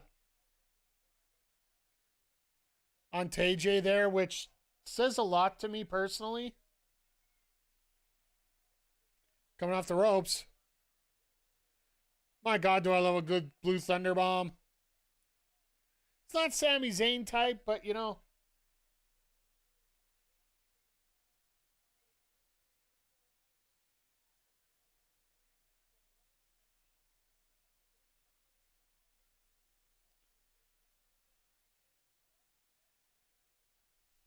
Like I said, once again, a little bit contrived here from Windsor and Rio. Like, they know the spots that they're looking for, but they're just... There's a difference between getting them in 3rd gear and getting them in 4th gear. That almost feels like that's what's happening right now. And that also deals with people that, you know, while they may have worked together, they haven't worked together a lot.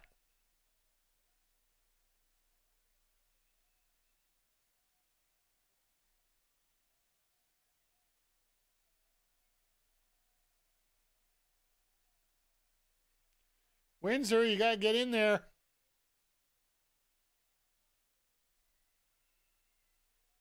There you go. There's a nice reversal. Oh, and here comes Tony.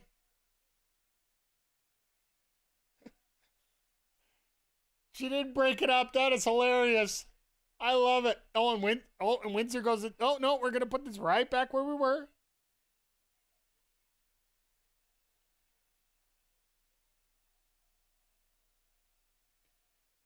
Oh, they hit each other, and all of a sudden, yeah.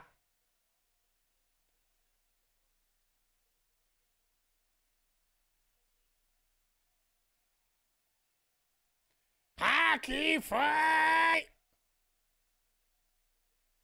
Well, a mini hockey fight, not a full hockey fight.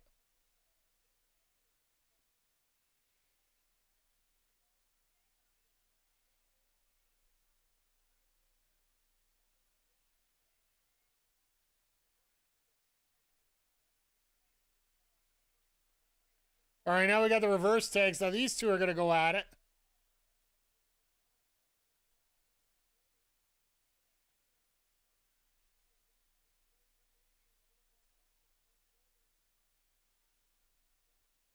Windsor doing some work here.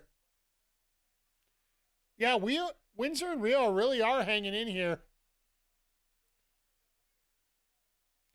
Like I said, I perfectly expect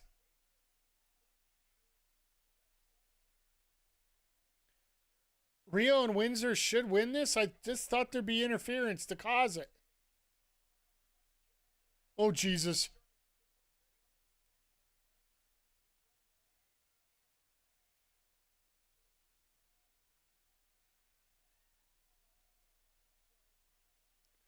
Well, they got a little bit of theater going on. Four-way hip attack. Ass. Oh, that's got to suck. Ass in the face to get blocked in.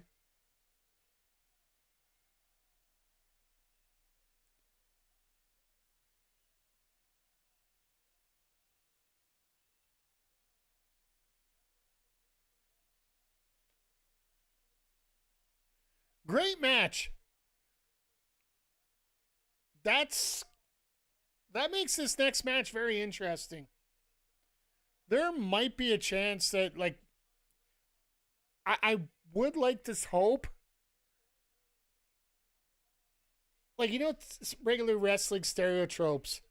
You get Megan Bayne and Marina Shafir because they're already in a feud in that semifinal. I just seriously would like to see that trope broken here.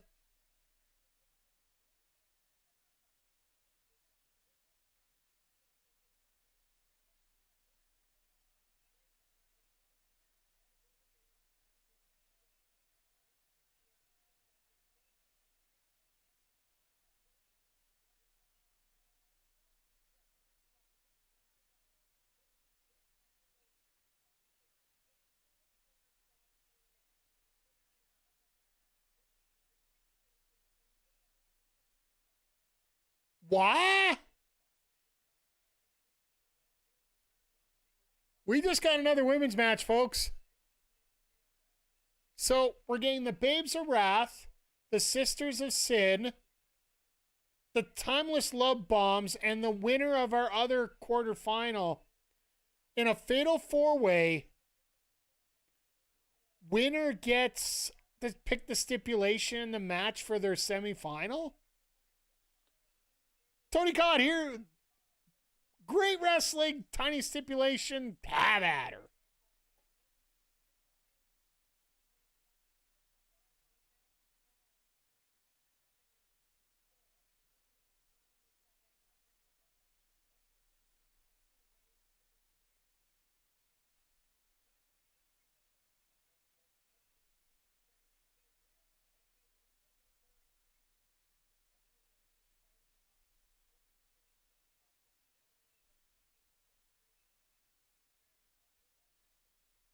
All right. Does Briscoe... I know Zodiac thinks there's a title change. Does anybody else here think there's going to be a title change tonight? Or on Saturday?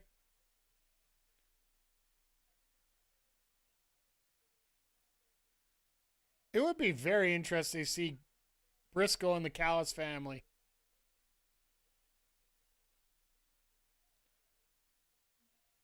And you know what breaks them? It's when they say Briscoe has to work with a tag partner. Because he has one rule. He will not work a 2-on-2 tag ever again. He'll do 3-on-3, 4-on-4, but he will not do 2-on-2 as a tribute to his brother. The only person he will tag with is his brother.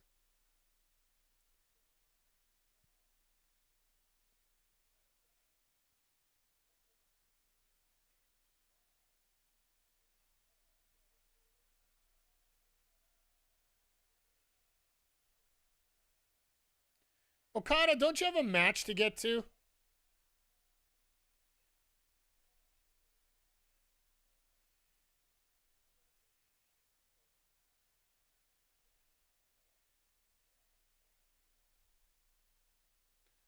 Well,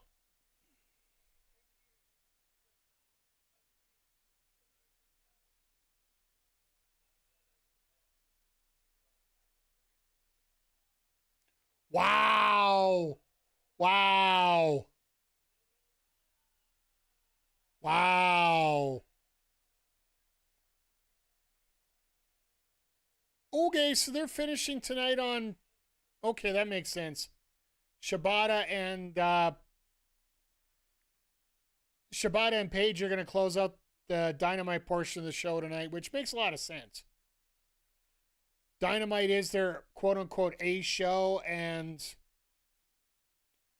it is it's basically lining up that they're going to put their top match featured in the top block of the top show. So we're going to get 2 women's matches as well as Okada and Dorada in hour 3. Plus we get the women's tag, we get the women's the ROH TV title unification. I'm assuming the title unification starts off the Collision part of the show.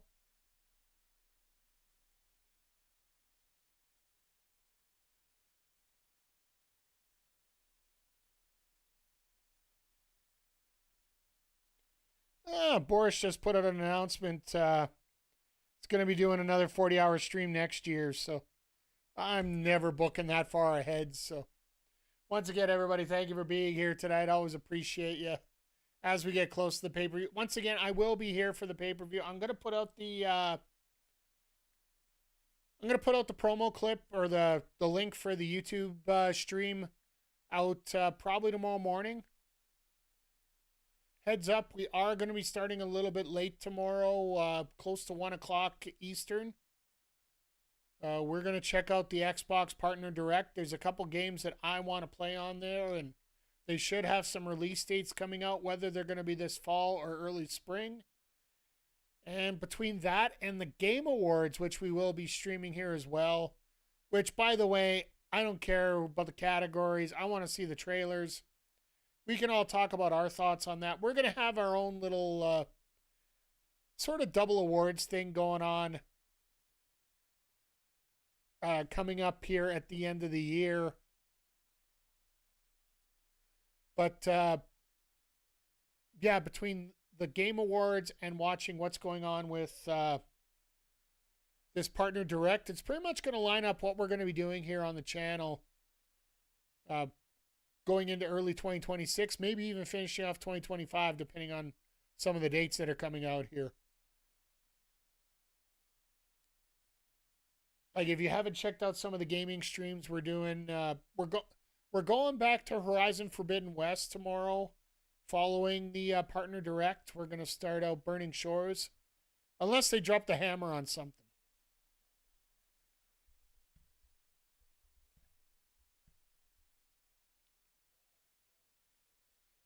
Oh, God.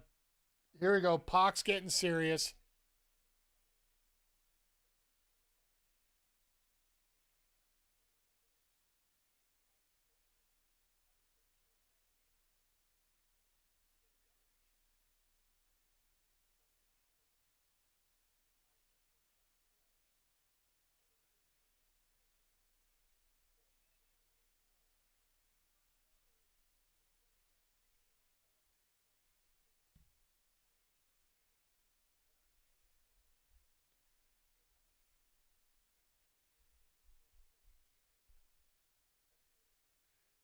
Wasn't Darby on Wednesday? Well, no, after Blood and Guts. It's one show.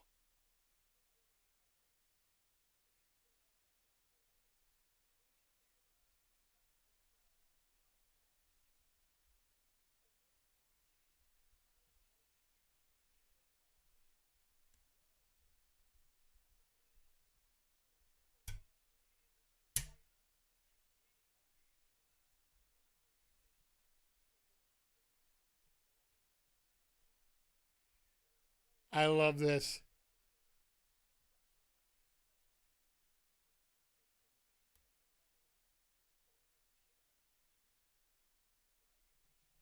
Oh, this is going to be fun. We got Kyle O'Reilly, John Moxley. We got Darby Allin and Pac. Got the tag title match. We got the main event. We got Statlander, Monet. We just found out we're going to have the Fatal 4-Way for the stipulation.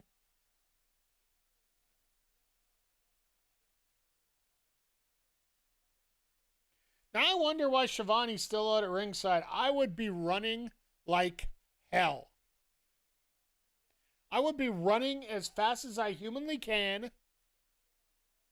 I will be back after this match, folks. We will see you later. Pew! I would just be like...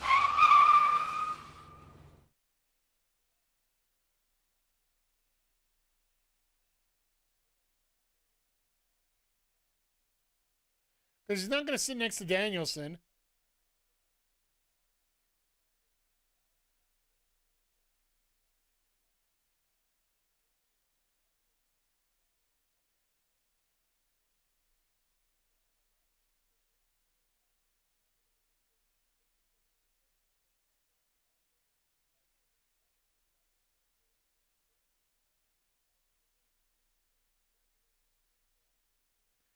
My God, Joe on commentary is always something of a special treat.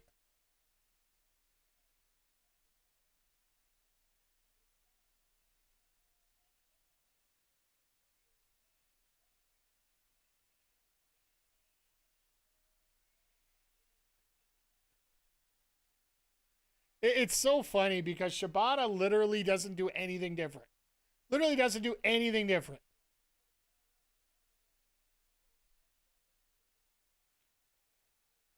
Well, I guess we're starting this match a little bit early.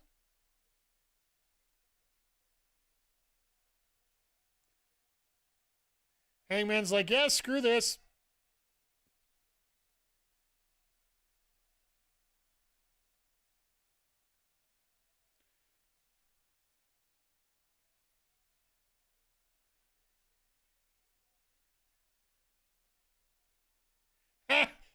I love Joe. He's like, oh no, if he attacks me, I get to defend myself. Samson doesn't want anything to do with this.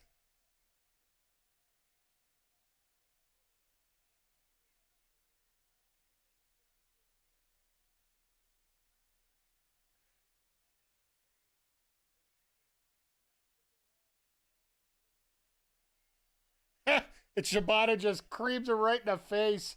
Yeah.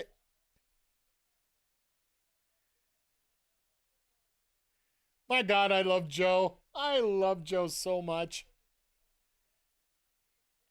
Hell of a wrestler, hell of a person. And just, he can really sound like a prick.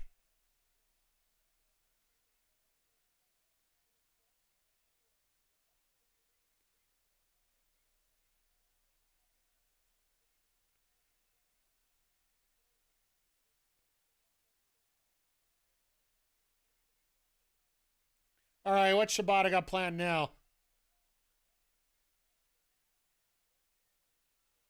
Oh, he's just going to put him in a chair, like him in his little seat. It's been a great setup so far, great startup. Oh, never mind. Here comes a boot.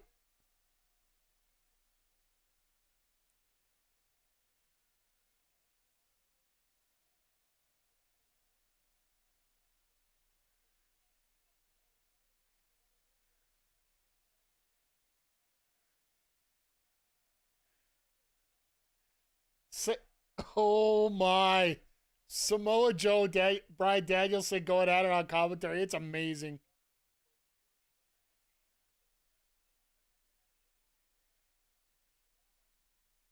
I would love to see Danielson Joe one more time just for the hell of it. Just for the hell of it. Sure, if Joe went after well, the rule is apparently, from what commentary said, If Joe goes after Shivani, he forfeits his title shot. If there's any physicality at ringside with Joe.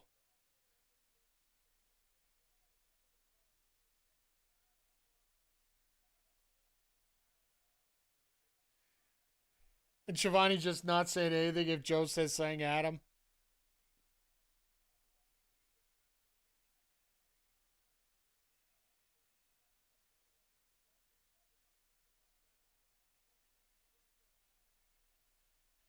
Nice combination here by the Hangman.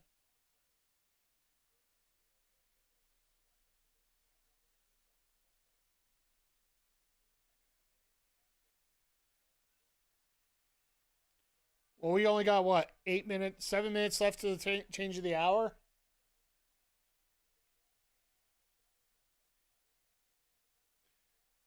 Nobody should ever try to get in a trash talk game with Joe, ever. Because you are not going to win that fight.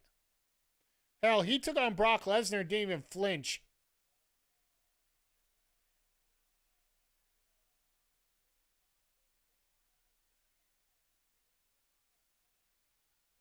Cameraman doesn't know where to go. I'm like, stick with the damn action. Let the guy sell if he's selling. It's always been a hard thing when you're doing a mobile camera and you got 1 for 2 shots. Personally, what I used to do, if you have two ringside camera people, you would always have that second one sing around, right? Not a lot of people can hang with Joe in the ring either. No, not at all. Like, Joe is a next level wrestler. It's all about how he gets booked. And, well, there's a certain gentleman that came out of Titan Towers that thought he was too... How do I put this without... It's 2025, so we have to say these words carefully. He was too gifted in the mixed section to be a champion. That's what he did with Joe. That's what he did with Kevin Owens. Never thought they could lead the company.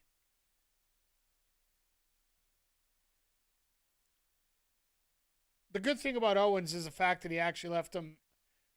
He got the opportunity to become undeniable because of what was going on. And Jericho went to bat for him there. So that's how you get the best friends thing going on. And Triple H went to bat for him as well. Like, Owens was a little bit of a golden child, but Joe never got... Like, people knew how good Joe was. It's just... They didn't know... Nobody really got in Vince's ear and told him they had to use him.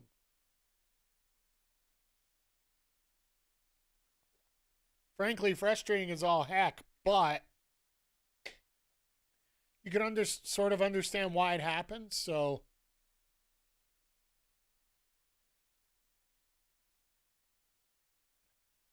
Oh, absolutely, Joe had a better career in ROH and TNH, and I highly recommend, if anybody hasn't seen the history of Samoa Joe, just simply go look at his ROH.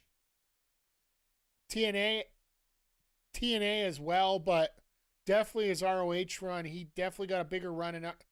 And that's a question for AJ Quick. Did you think he had a bigger run in ROH, or did he have one in TNA that was bigger? My opinion, ROH.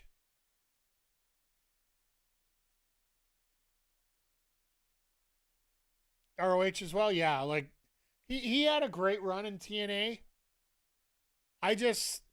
When they brought out that machete and put the tribal paint on his face when he was hooking up with Taz as a manager, it sort of turned me off a fair bit from Joe. But watching Joe come out to Mama Said Knock You Out on Ring of Honor and just literally being the beast that, in many ways, he was what The Undertaker was to WWE. It's just the physicality level of everyone in ROH was that much higher.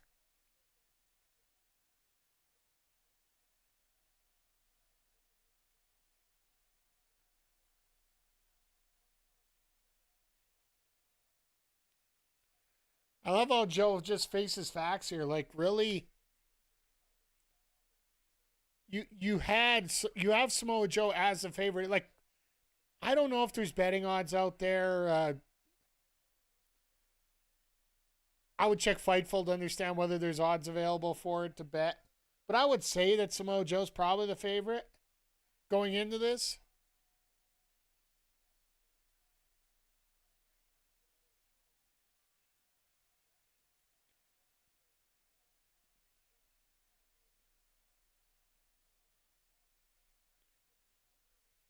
Of course, DraftKings ad just comes up just as I mentioned that.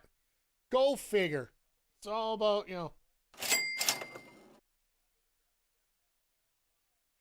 Ow.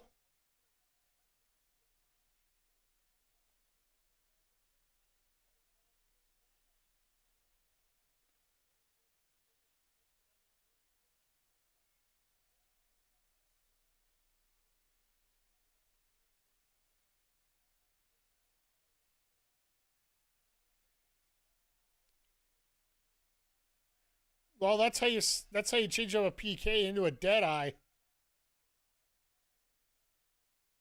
Hangman rolls out a sleeper.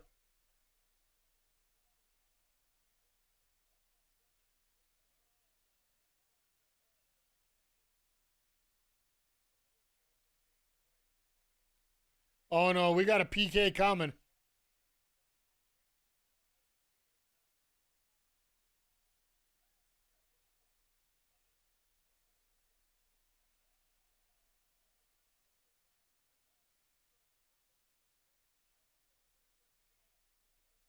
Said he kicked the thigh. He kicked the bottom of the turnbuckle, which I don't know if that's a great one or just they're going to run it through the other show, aren't they?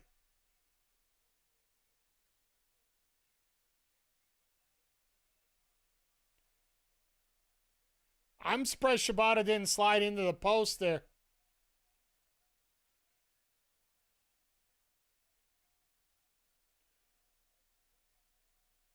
Oh, right in the nuts.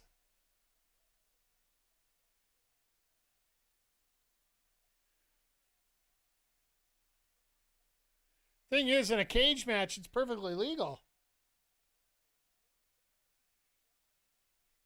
It's one thing I've always wondered about cage matches. Why were you literally not going straight for nut shots?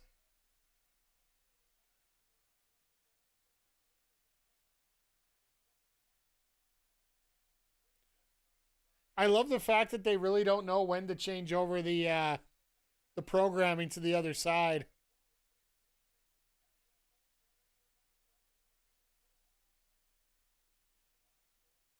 Roll through right into the ankle lock.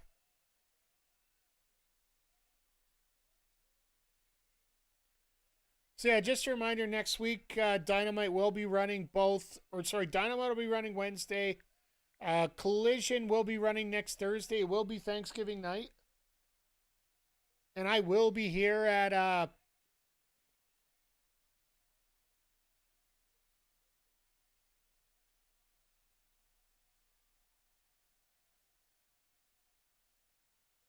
he caught the boot.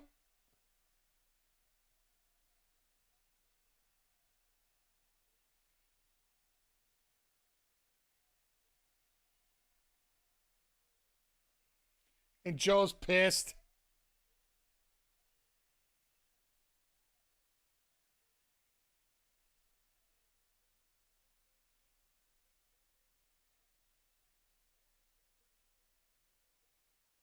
Now, can he technically attack him? Yes. Will he? Probably not.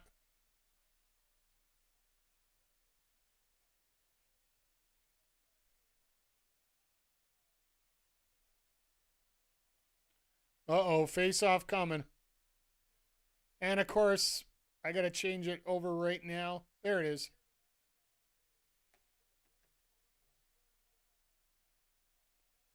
So, yeah, if you're in Canada, quickly switch over to the USA and Canada channel. We are on to Collision. And just for shits and giggles, let's change up the graphic. Hey, Andy, I can't wait for Full Gear either. It is going to be a fun card. And just with the new matches that have been announced tonight, the four corners match between all four winners of the quarterfinals, winner of the women's tag tournament, winner gets to pick stipulation for their semifinal match. And Kyle O'Reilly taking on John Moxley in a no-holds-barred match. Like, yeah, let's go. By the way, good to see you tonight, Andy. Appreciate you being here. Appreciate everybody being here.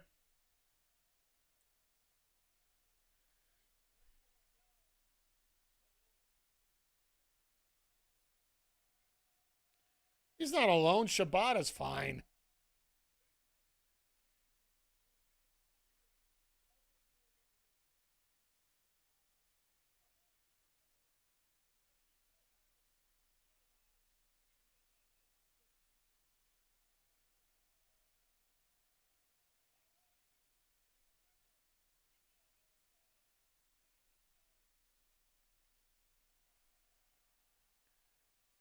I don't know what he said.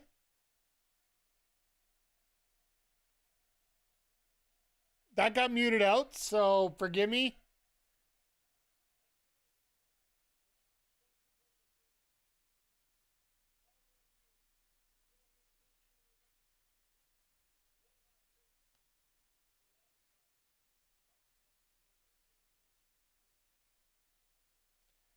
Yeah, we know.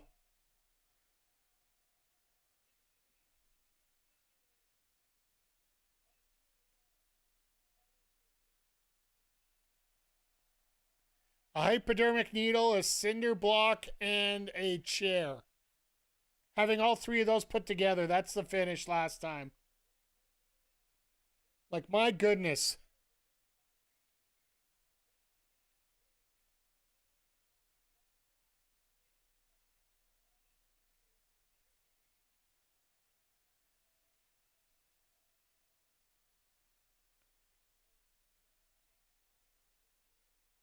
But yeah, once again, I wonder if that boot's going to be a leading factor in the actual title match on Saturday. Almost like Joe's going to hit Hangman with a boot to win.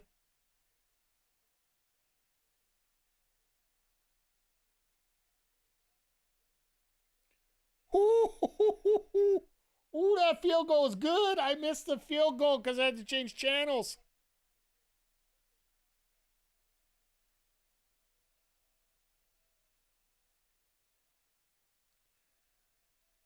Everybody's out there changing skirts in a hurry. Because we only got an hour tonight. We got 3 matches.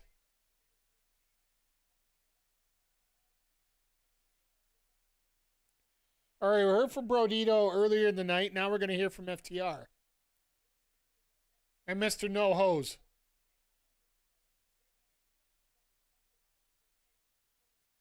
That was 9 years ago. Sorry.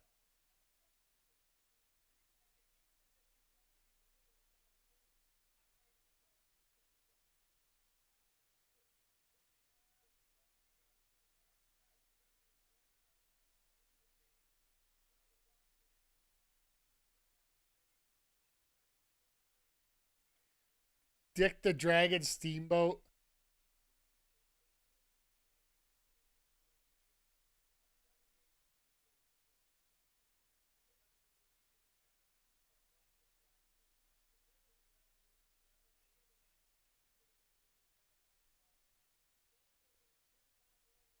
Yeah, their matches against the Briscoes, you could consider them some of the best of all time.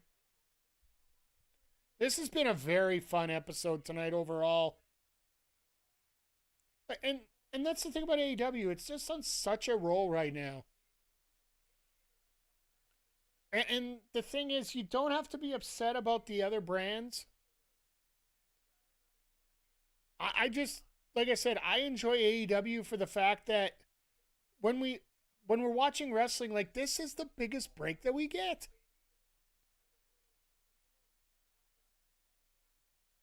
Favorite match is a 2 out of 3 falls with Juice and Switch. The 53-minute match, yes, absolutely. All right, on behalf of Zodiac, I know he's recording right now. He should be back right away. I will throw that out right now, and I will throw a memorial one for me.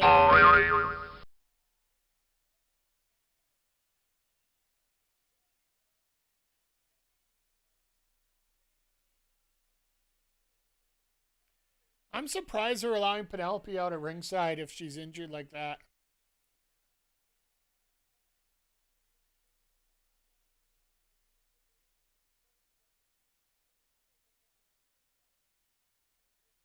So who do you got in the, like, I think it should be TJ, personally.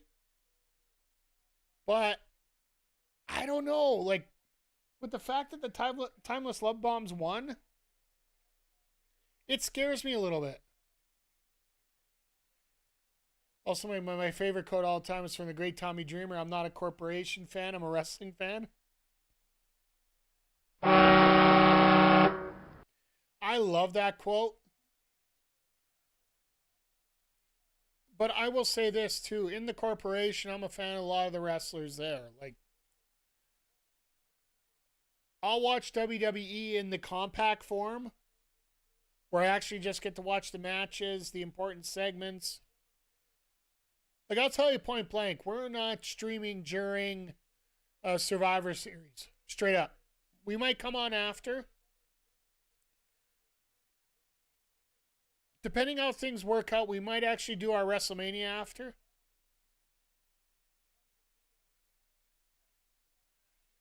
Oh, I know exactly which company they were referring to.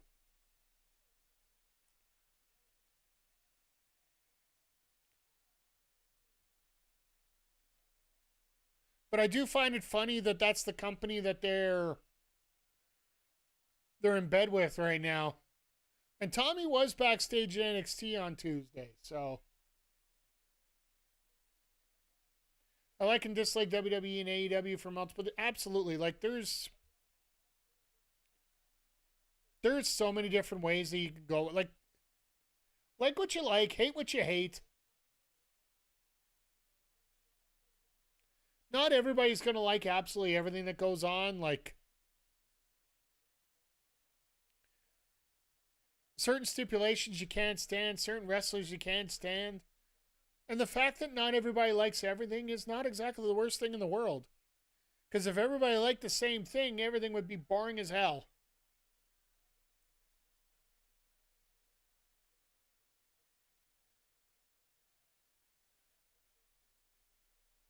Is Ty cold or something? She doesn't want to take her vest off? Judo throw, judo throw, judo throw, judo throw. Reminds me of that karate video game from the 80s.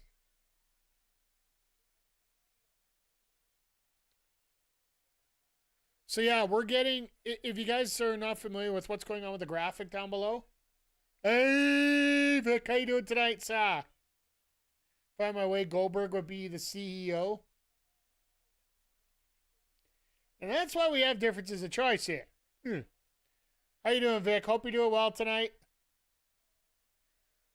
If you want a quick catch up about the pay-per-view, still breathing? It's always a bonus. Updates to the pay-per-view for Saturday. We're going to get Kyle O'Reilly versus Jon Moxley in a no-holds-barred match. That was booked today. What did Hangman do the last time he was in cage? Let's see now. Cinder block, syringe, chair.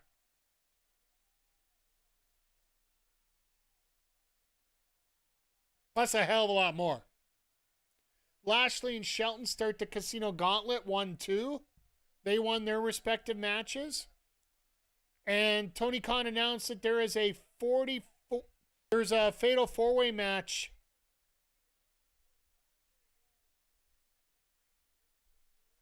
There's a fatal four-way match going to be on the show between the Babes of Wrath, the Sisters of Sin, the Timeless Love Bombs, who won tonight their quarterfinal over Alex Windsor and Rio, And the winner of this match going on right now, the winner of the Fatal 4-Way gets to pick the stipulation for their semifinal.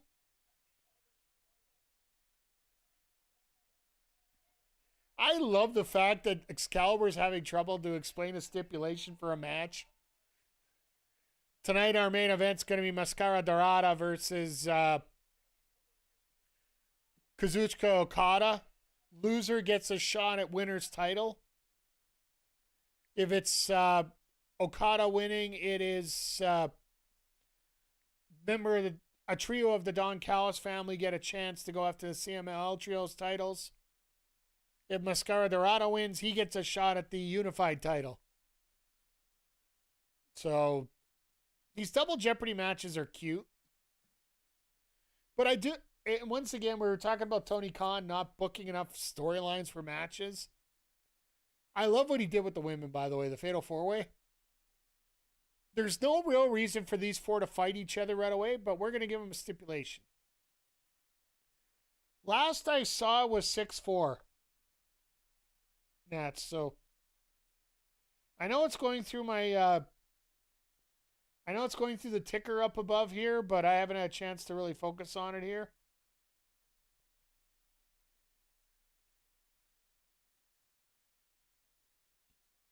Seven 4. Okay, yeah. Oh no, the Oilers are playing like dog shit right now, and I'll be the first to admit it. I gave up on my fandom of the Oilers once Stan Bowman got hired, and absolutely did nothing to make any public amends for what he did as a member of the Chicago Blackhawks.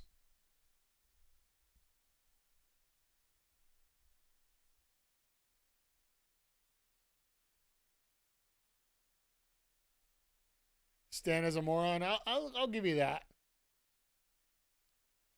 But no, that's pretty much where I'll watch them if they're on. It's not like I'm going to go out of my way to avoid them. It's just, yeah, it's funny because my boss is actually a sponsor of the Oilers, which means we get they have a special suite for the Edmonton Oil Kings, the junior team. That's owned by the Oilers, and I have no patience to go check. It's a great setup, and my friends love being there for it, but I got no premonition to be a part of anything that supports that team, so.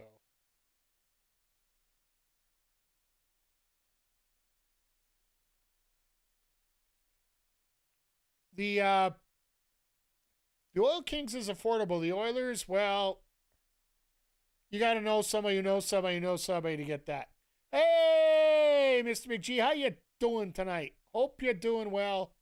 Managed to pop in for hour 3 of AEW tonight. It is a hell of a show tonight. McGee, have you caught up with everything that's been going on? Oh, you're near the Milwaukee Admirals? Yeah, I know tickets here start at $20 for the Oil Kings, the junior team.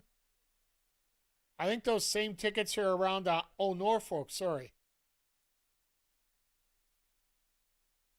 Yeah, my bad. Sorry, Milwaukee for some reason threw the top of my head. Yeah, I knew you were there. Just something brain farted on me there. Sorry. But I think the cheapest ticket for the Oilers is like $200. I missed the first 2 hours. I was at Hawksley work. Oh, I'm gonna give you a word for that. That'd be worth it. Quick bylines for people that I do see quite a few people are popping in right now. Quick bylines from Dynamite. Shelton Benjamin and Bobby Lashley will be starting 1 and 2 for the Casino Gauntlet. They won their respective matches against Ricochet and Speedball Mike Bailey. We also had the Timeless Love Bombs, Tony Storm and Mina Shirakawa defeat Alex Windsor and Rio in a very fun match. To which is going to lead to the four-way match that is described on the screen at the pay-per-view. So we're going to get 10 women on the show for Saturday, which for me is always...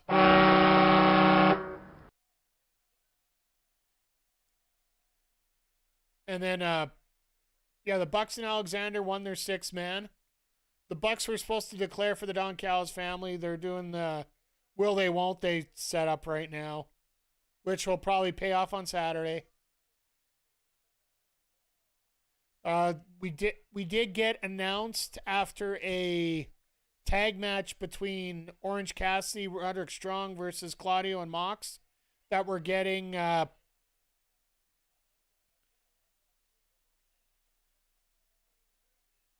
we're going to get Kyle O'Reilly versus John Moxley, no holds barred, on Saturday. I enjoy this show more than last week. You know what? I can see why you would.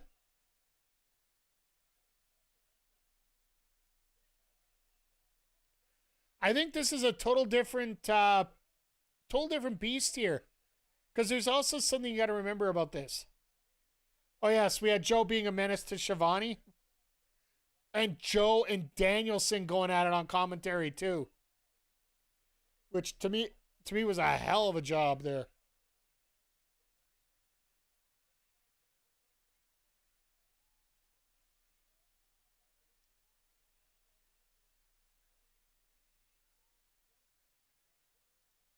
No. In the corner, make the tag. I get why they do blood and guts, which is a great payout, but this show flows much better. That's fair. I can understand that.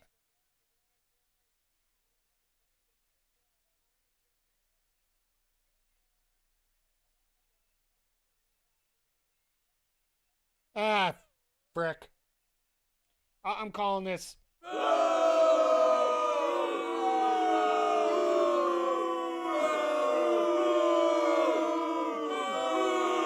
To be God honest, folks, we'll see how it works. And this is what I was afraid of when we saw the quarterfinal there. When we saw that last quarterfinal won by Tony and Mina, I was worried about that. Now I think Megan and Marina are probably going to win the Fatal 4-Way at the pay-per-view.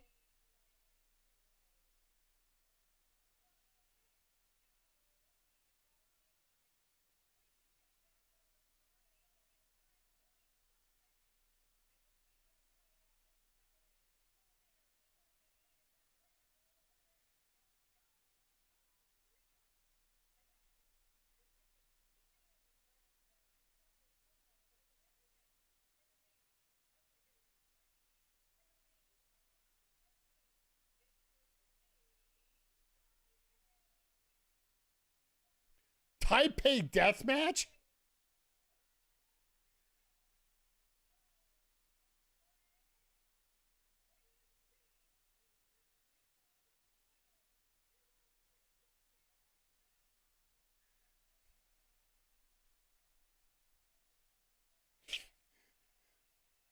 Telling Moxley? Now I'm definitely picking Harley and Willow. Yeah. That's what I would want to see. If they could put Marina and Megan versus Willow and Tony, or sorry, Willow and Harley, and let them win the titles. I'm sorry, Ty J. All right, have yourself a good night, Nats. We will see you later. But yeah, it's a little bit of a downer for me, to be honest. TJ deserved better. And this is the story that we've had pretty much since day one here with AEW.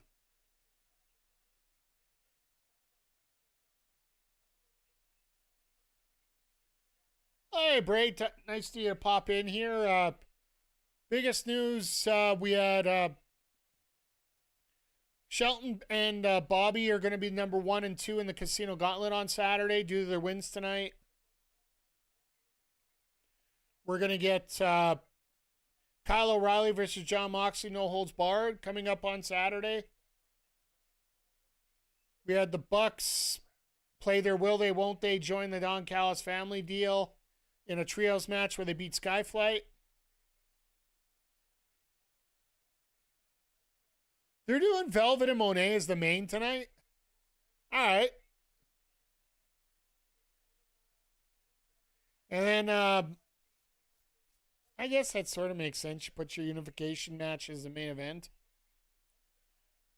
Yeah, we're going to get O'Reilly and Moxley no holds barred on Saturday. And we got a fatal four-way between the women, the 4 teams that advance to the semifinals of the women's tournament. Winner gets to pick a stipulation in the semis.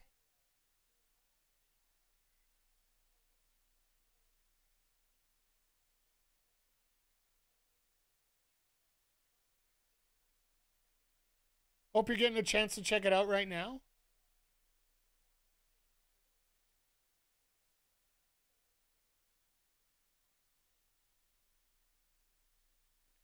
I love that promo on Statlander. Like, literally, I think that's probably one of the biggest things about Statlander and the biggest story going through it is the fact that Statlander always has the issue of not being able to, like, everything's about Monet. Everything's about everybody's talking about the division rolling around her and the 12 belts and everything about that. Like, Statlander's no chopped liver here. And I hope that a match against Monet, and I hope that, honestly, I think a win by Statlander over Monet would be the best thing to happen to both these ladies. For the fact that Statlander gets to keep her streak strong and still keep the title and has a hell of a storyline going here. And Monet, she now has that ability now that she's 0-2 in world title matches and begins to, I think it's going to be the start of the beginning of the unfrazzling with the fact that she absolutely needs this AEW world title. The only one who should beat Stat as well. I absolutely agree. And this just goes back to the tag tournament. Yeah, she could, well, here's the thing. She could lose one of those titles tonight. And I think there might be a shot if Statlander comes out and causes interference. And sorry, McGee, back to your comment here. I honestly feel that having Willow win the tag titles might be the worst thing for Statlander's title reign, unless AEW is not afraid to put a singles and a tag title on the same person. But when you only have 4 titles? 2 tag? Let's call it 3, just because the tag titles count as 1. When you only have 3 titles and somebody has 2, it sort of dumbens down the thinking of needing a title. It's sort of the opposite effect what happens with Monet and all her titles. The fact that Monet has all her titles, a lot of people are looking at that from a very interesting perspective that I find is a little different than what I think Tony Khan's probably looking for. And my thinking about all these titles, and when he brings out the national title, it's fine. It's not the worst thing in the world. I think of it from some of the background and stuff that TK grew up with, TK enjoyed, and not just wrestling. He was a very big boxing fan growing up as well. And if you look at boxing right now, there are WBA, WBC, NBC, ABC, QPA, XYZ. You know what I'm going at here. There are so many organizations with heavyweight championships and every weight class you can imagine. The only thing is, when you see somebody with a title, you know somebody was willing to put them in a match for a title.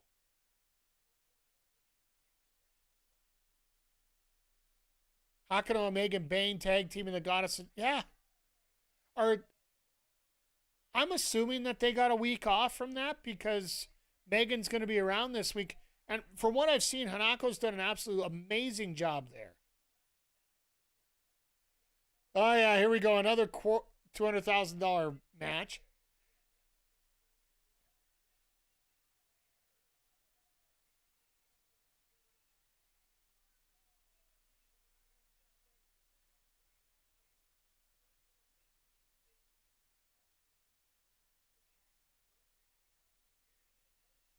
We're getting tax advice from Juice Robinson. I'll get back to the Stardom Tag League right away here.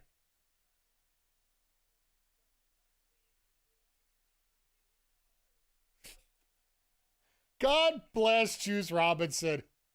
This is amazing.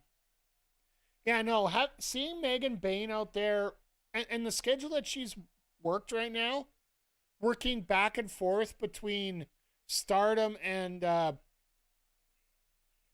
AEW. Like, for those that don't know, Megan worked the Dynamite before Blood and Guts, went over to Japan for the Stardom Tag League on, I believe it was essentially Saturday morning our time. Overnight Saturday. Flew back to the States for Blood and Guts. Flew back to Tokyo for the Goddess of Stardom Tag League again. And now she's back for this week. And we know she's around for the week because she's got a tag match on Saturday.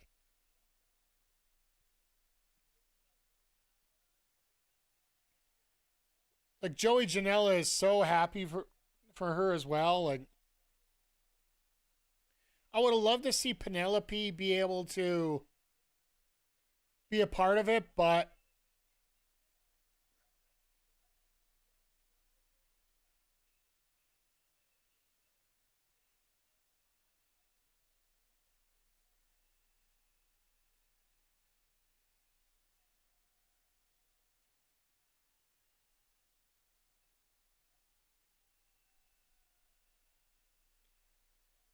this is going to be fun. Okada and Dorada.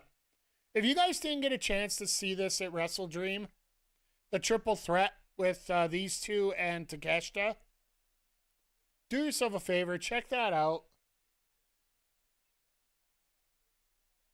And it's like AEW in so many points just can't miss. No, do I like the result in the last match where Bane and Shafir defeated TJ? No, I don't like it. Do I understand why they probably did it? Yes. To set up, because you know you're going to have your straight match with Harley and Willow versus the Sisters of Sin. That's going to be a lot of fun. But you know that if you're going to deal with Mina, Tony, Megan Bayne, and Marina Shafir, you know they got to put some kind of crazy, stupid stipulation on there. Because that's what Tony does. She does the crazy, stupid matches.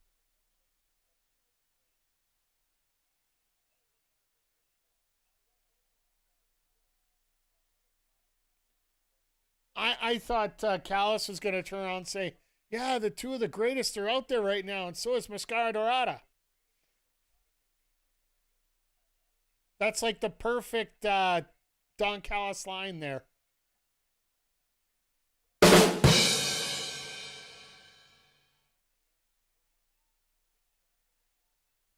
Oh, yeah, by the way, that's the other big news that's dropped. We have no idea what the brackets are, but the Continental Classic starts next Wednesday. You know something's over and something's great when you literally do not have to announce a single entrant, but you know what's coming. And something Jay Quick brought up, and I would love to absolutely pop if it happened. What if they started the Continental Classic and the first match was a women's match to announce that the C2 is actually a women's tournament?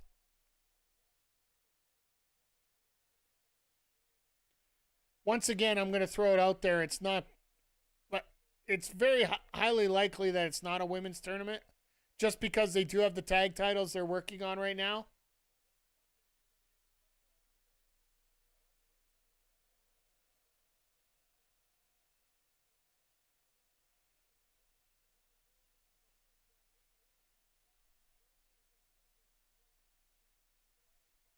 I love how Callis is trying to survive that just because that rope was not tight enough for that flip. You could tell that rope was just a shaking.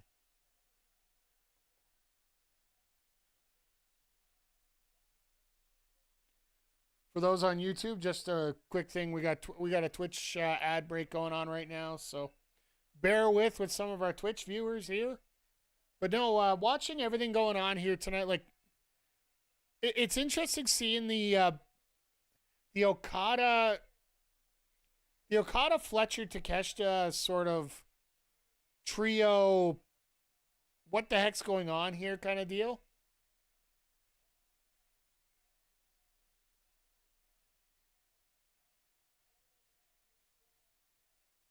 Are they chanting mid at Okada?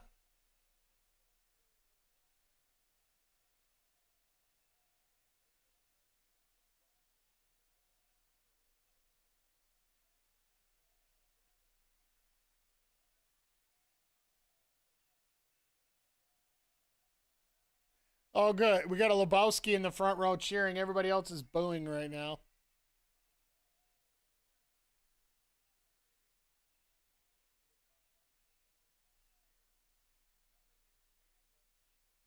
Ah, yes, here we go, Okada.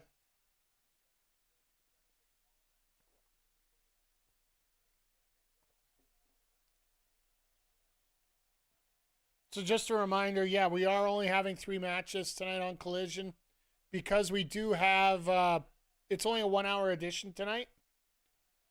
The other hour of Collision will be taking place on Saturday, which will be the lead off to our AEW Full Gear coverage coming up on Saturday. Make sure you're joining us here. I'll be here. I'm working on Saturday. I get off at 6 o'clock Eastern. The tailgate show starts at 7. Everything works out. I will be here for 7. We might be eating pizza together, but that's here nor there. That's not a big deal.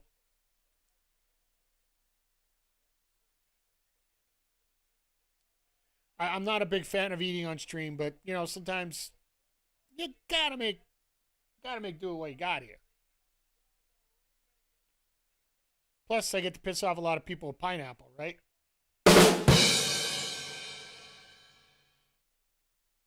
But you gotta imagine, like, oh, let's face it, Okada's in the golden years of his career. He's not. He has lost a step from where he's been before, but he is still like. Guys like him, guys like Omega, they change your styles around to make things work. Like, can they do the pace that they used to do? Like the 45 minute match they did at Dominion where Omega won the title off Okada finally. I don't see that happening. They can go half an hour, but at the same time, the pace of a half an hour match in AEW is not the same pace of a half hour match in New Japan. Because a New Japan match would be just absolutely insane. But yeah, we do. And I think Okada's got one. And let's face it, Tanahashi isn't exactly fast forward Extreme 2. So, and yeah, we get that announcement that it's going to be Okada versus Tanahashi. I think it was sort of a double-edged sword that a lot of people don't realize there. Thank you for bringing that up, Jay Quick, once again. But Okada turned to Tanahashi and said, look, you're not getting NJPW Okada. You are getting AEW Okada. To me, that is a complete double-edged sword. Does it feel like he is a champion of champions? Yes. But does he go a lot slower than he did in New Japan? I believe so as well. But as where is it?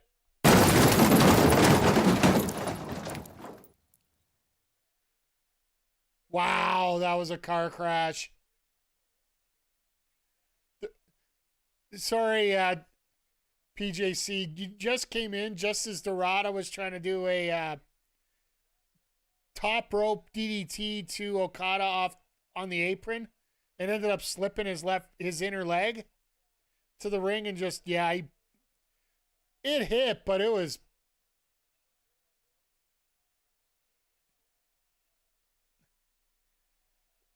This is a bit of a goofy match, I think, a little bit. There you go. Just hit one tornado or torhilo and fix it all right up here. It's been a fun night tonight. Overall for wrestling. We're going to get Kyle O'Reilly versus Jon Moxley at the pay-per-view. In a no-holds-barred match. We're going to get...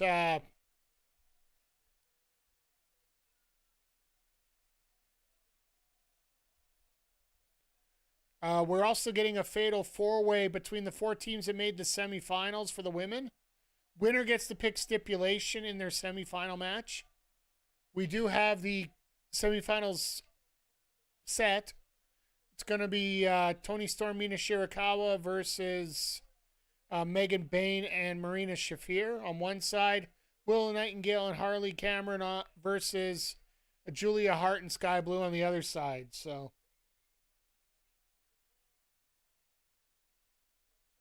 Bobby Lashley and Shelton Benjamin are going to go 1-2 in the Casino Gauntlet. Yep, there we go. We're getting old Royal Rumble 1990. Oh, God. I think Dorado was supposed to land on his feet and spin. AEW starter partnership's really strong right now. Wouldn't be surprised if Tony... I don't think Tony Khan wants to buy Stardom. I think he wants the ability to partner up with a lot of these promotions. I don't think he wants to buy them. It really speaks well to Tony Khan for the fact not that he doesn't want to buy all of them. Because when people run promotions a different way and do different things, and same thing with CMLL, when they run things a different way, it gives you that variety that you all want to see, right? So I don't want to see Tony Khan buy it. If it's in trouble, if it's going to, like if they have to sell or close, I'd love TK to buy it, just like he bought ROH.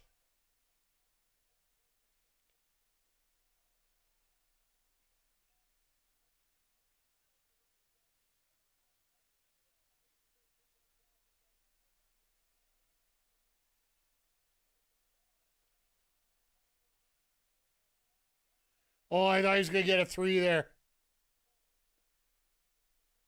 But the partnership has been amazing, and it's done a lot for a lot of people's careers. Like, the best example I can give is Anna Jay, who basically was completely floundering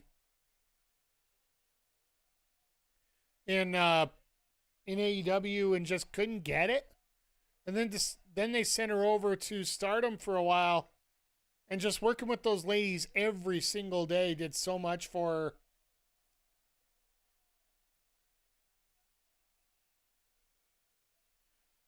It would be nice to see Sari here back on AEW TV, but unfortunately, due to injury and whatnot, she's still got to get back to full health before they can get her back on here. So I mentioned her because of the carryover, right? Like the reciprocal effect of people coming across. And yeah, having people like Megan Bayne, having people like Mina Shirakawa coming back and forth, like, or ending their contract with one moving to the other, and having that faith to coming over as much as they did. Could you end up in a situation similar to a Stephanie Vaquer who gets an opportunity over on AEW and ends up getting signed by WWE? Sure, that's just a risk you're going to take.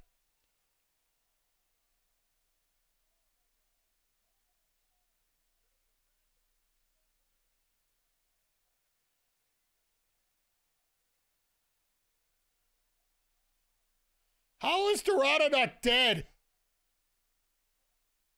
I've never seen a Hurricane Run off the top rope turn into a powerbomb the way it did.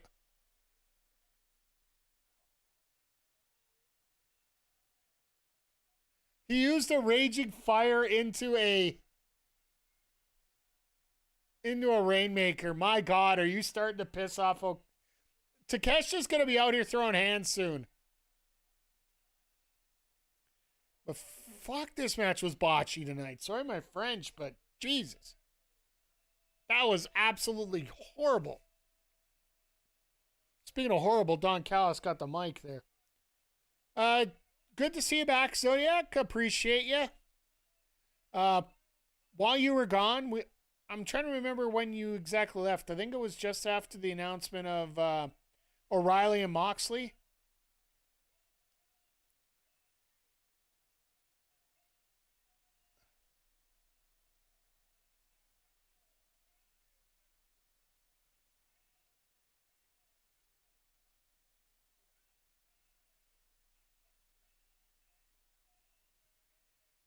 The CML Trios titles don't even get on the main show of Full Gear.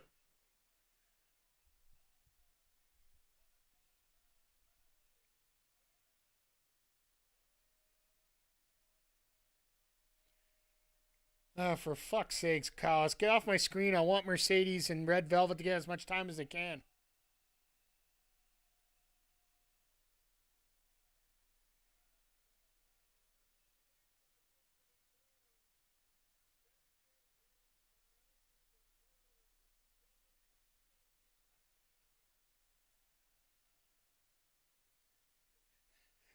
Okada's like, fuck it, God damn, fuck it.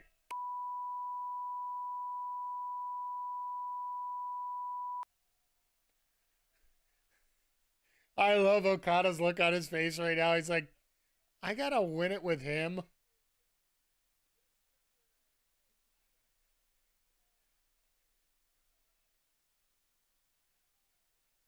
All right, well, that'll be a fun match. And Okada's like, I got a team with that piece of, yeah. So Zodiac, just to catch you back up here, the women's tag tournament semifinals are set now. You already knew the one half of the draw. Willow and Harley are going to be taking on Sky Blue and Willow Nightingale. And they just posted on the screen here. Megan Bain, Marina Shafir, Davia Tajay, and, oh God.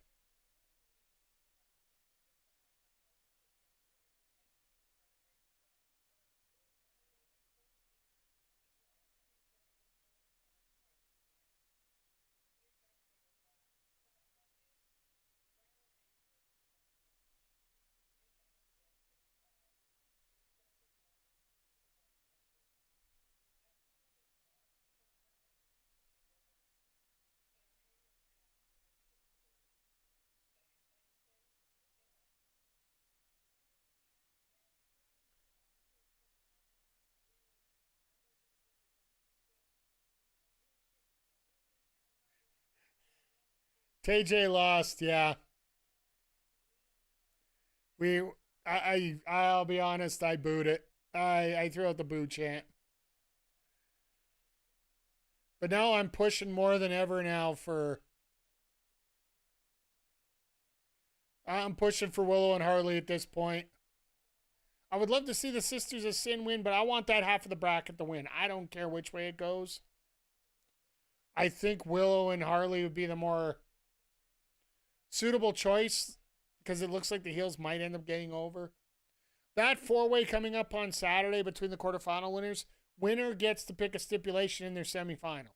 So I'm assuming that's a Megan and Marina match where they get to pick the stipulation. I was thinking one of the biggest battles tonight was Sky Blue in that top. Jesus. No, we ended the show on. We ended up Dynamite with a Shibata doing the punk kit to Shibata's innards. So now it's going to be Samoa Joe all by himself versus Hangman Page in the cage. But yeah, we're going to get Kyle O'Reilly. That's the other big one. Pac and Pac had just had a big promo backstage or pre-made. And right now we're getting Red Velvet versus Mercedes Moné, which will conclude the rest of the night here. So, but speaking of which, as we're getting into our main event, I'll do this quick because, well, we could pick this back up on Saturday. But coming up on the stream, next time we're going to be live on YouTube is going to be this Saturday with AEW Full Gear. We'll be here at 7 p.m. Eastern, 5 p.m. Mountain, 4 p.m. Pacific, as we are going to be going through one of the biggest pay-per-views of the year. Next time I'm going to be on Twitch is tomorrow, 1 p.m. Eastern, 11 a.m. Mountain, 10 a.m. Pacific. It is the Xbox Partner Direct. There is a couple games on there that I am interested in playing, and I'm hoping that there's some dates on them. And depending on how much time the Direct is, we will be getting back into Horizon Forbidden West, as we have the Burning Shores DLC to finish up. We're going to do that, and based on what's going to be happening during the Partner Direct, we're going to sort of meander our way through the rest of the year before we start into 2026. But rest of the details, I'll be here Saturday with Full Gear. Sunday, we'll probably hit up WWE 2K25, my GM, just to catch that up a little bit. We might even advance a little bit. We might do 3 weeks and then do Mania Saturday after Survivor Series. Well, we'll play it by ear here. See how things go. I do have one appointment on Sunday that I don't know what time it is, so I told you I'm going to truck drama. I got to take the guy who I borrowed the truck from. I got to get him back his truck, so that's why I say I got a little truck drama on Saturday, or on Sunday, sorry. But whether you're watching on YouTube, make sure you hit the thumbs up. Make sure you hit the subscribe. Throw a comment in the chat. Anything in there gets us a little bit more into the algorithm. For those watching on the old Twitch channel, make sure you hit the follow button if you haven't already. If you really like what you see, consider subscribing.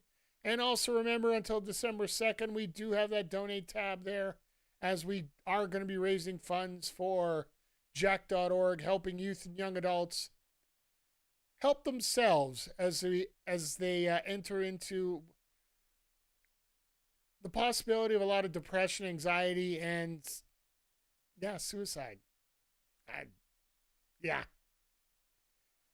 I'd rather people be prepared for get some of the tools that they need to help take care of depressive thoughts and help others, rather than trying to react to it after. So if you're interested with Jack.org, feel free to hit the donate button. No obligation. No obligation on subs either. Hey, they got Bobby Cruz out for the announcement. I love it.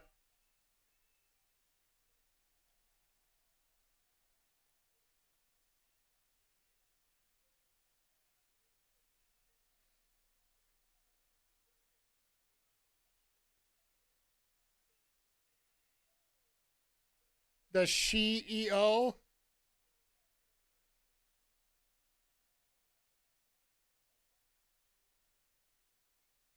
Statlander looks so happy to be on the desk. It's like, what am I doing here?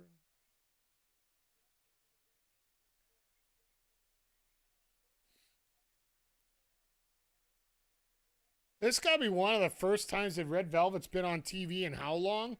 Yes, I know she's a women's TV's champion for ROH, but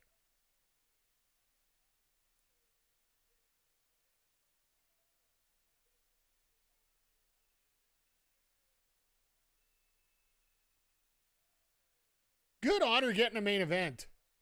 Like, a lot of people forget that Red Velvet was part of the intergendered tag match with Cody Rhodes and Red Velvet taking on Jade Cargill and Shaquille O'Neal. The time that Shaquille was part of AEW there. They had that one match where he ended up going through a table. I don't want to mention the fact that Red Velvet ended up taking the fall there, but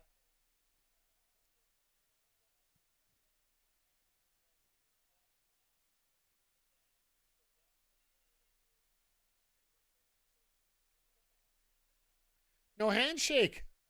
This Ring of Honor, what's going on here?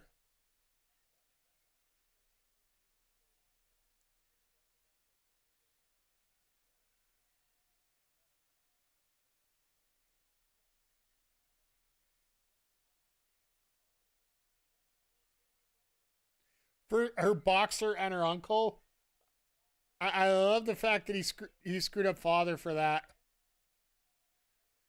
It's not that I'm not perfect either, but you know.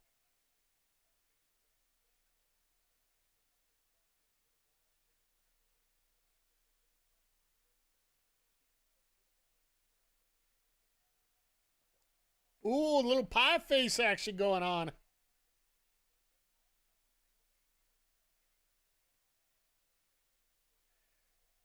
So Red Velvet going into AEW, she actually talked about like, and so many other wrestlers, they talk about having Mercedes Moné as one of their idols, one of the people they looked up to when it comes to wrestling.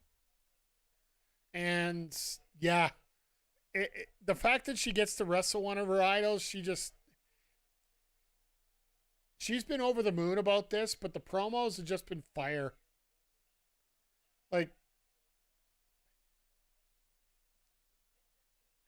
she basically just turned around and say, "Hey, bitch, don't think I'm just gonna you're gonna walk all over me here."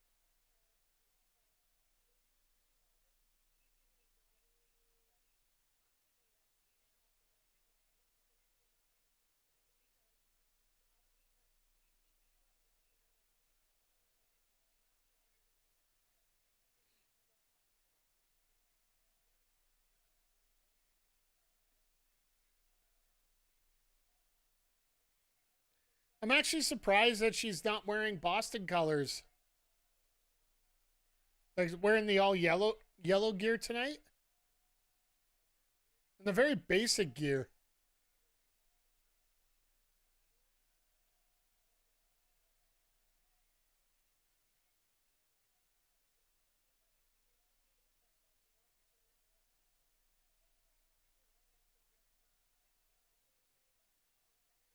Okay.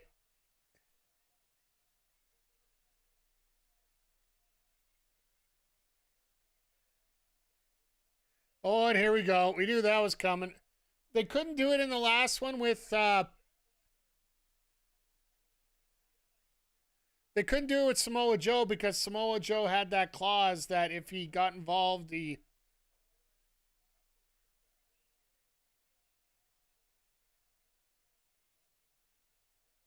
ha ha ha Guerrero spot. Let's go. Surprised we haven't heard the Eddie.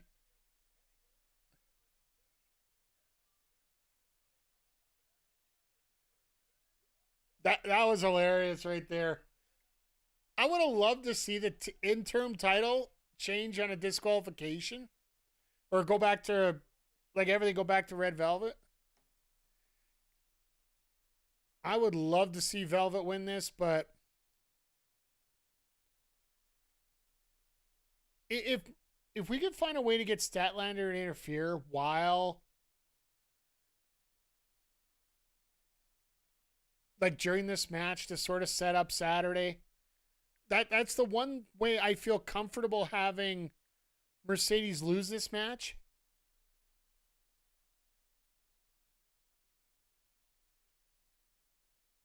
Oh, let's put it frank. If she wins this match for the TV title, I want Mercedes going back down the Ring of Honor for a lot more matches. Like, it's bad enough we never see Bandito on Ring of Honor TV.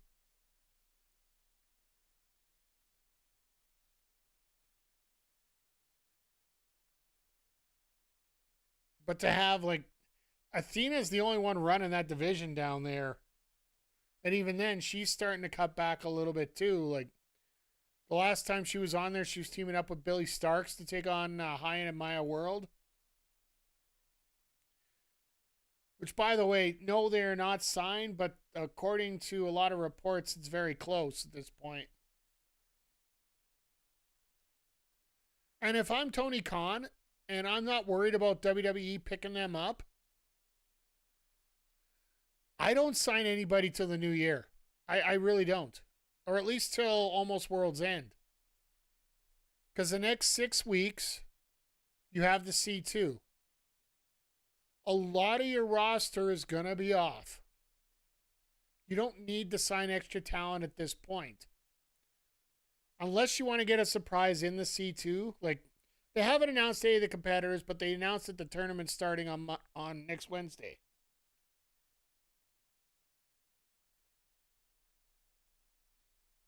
Way too much bird. I think we might need to... I think we might have to start doing a bird count here. They'll set up the... I got an idea for that. I think I'll... Let me brainstorm on it. I want to see if we're able to do this here. And if we can make it work for Saturday, we will... we'll have to figure it out here. Because between Moxley, between Monet here, Okada... Hell, even O'Reilly during the Blood and Guts match.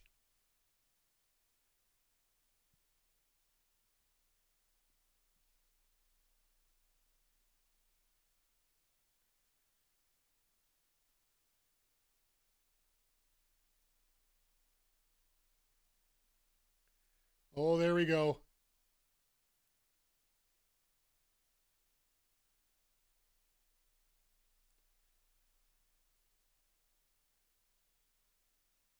Now, setting up it, it's not quite a bank statement. It's more of a headlock, but unfortunately, Red Velvet is sprawled right now, which is going to help. I'm in if you guys are. I know we talked about it last week, so no, we're only going to do about an hour tonight at 2K25.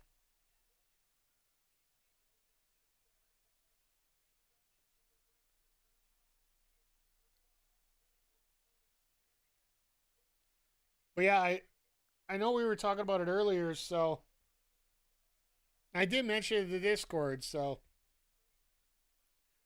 we'll do a little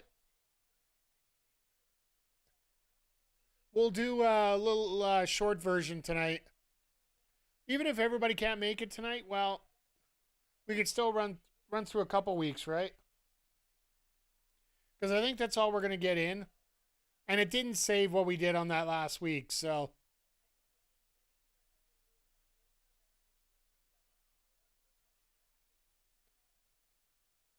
I wish I could redo my last week in solos, because, hell, I had, 5 matches, and I got 4 matches, I got 1 feud?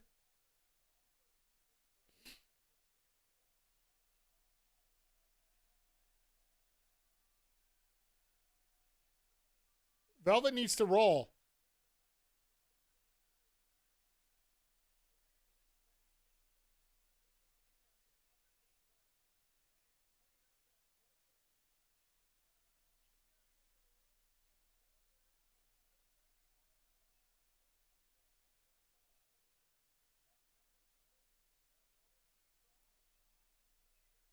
Just a 1.5.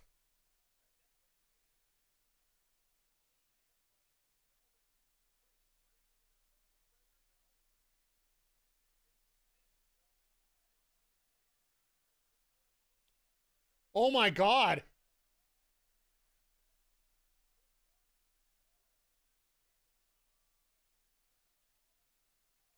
That is nuts.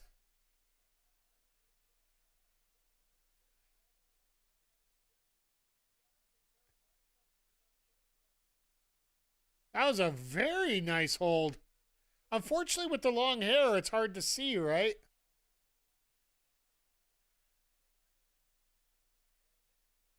Oh, God, that knee.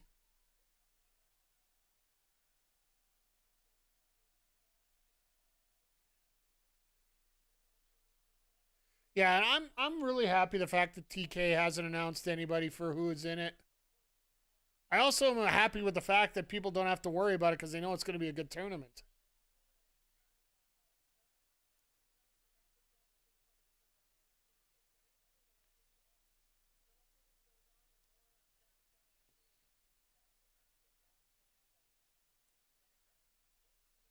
With all due respect, Stat looks like she needs a little 9-9 time from where she's lined up there.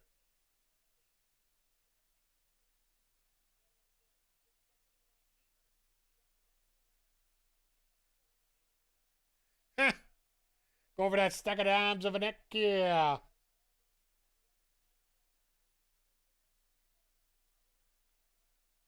Here it is, lung blower.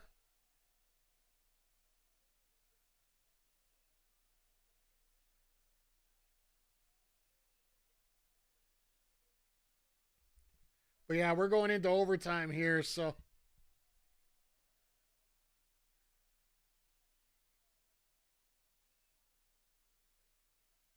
Well, we're, was it 5 after the hour already?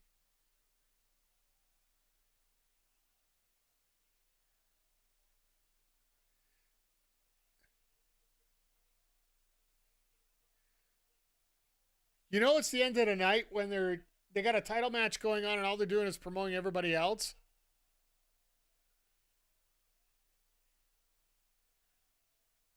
Red let that go a little bit too quick.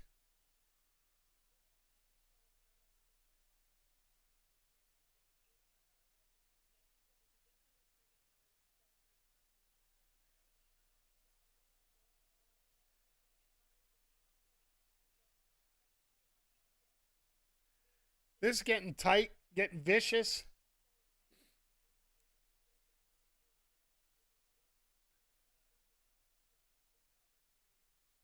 Oh, try to go for another lung blower again. Makes me wonder how they're going to finish this.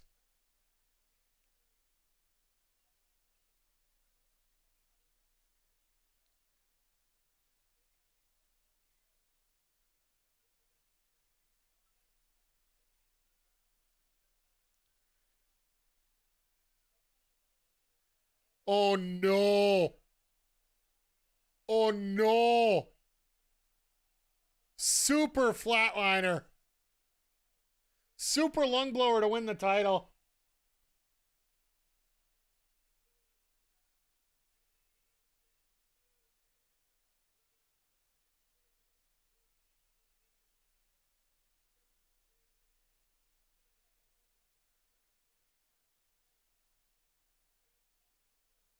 So Red Velvet does not get a title out of that.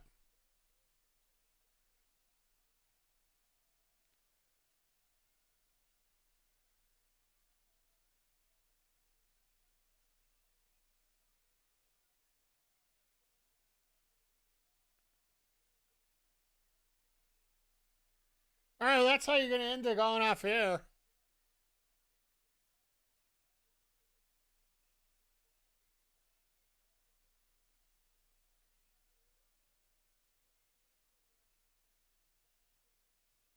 And of course, she's at home, so everybody's going to cheer her, right? So, yeah, going out of this, I think the biggest things we got out of this, we got the women's 4-way tag for Saturday. I like the fact that they're actually highlighting the women's title match, the men's title match, as the ends of the technical shows, with Adam Page and Samoa Joe in the top of the end of the second hour.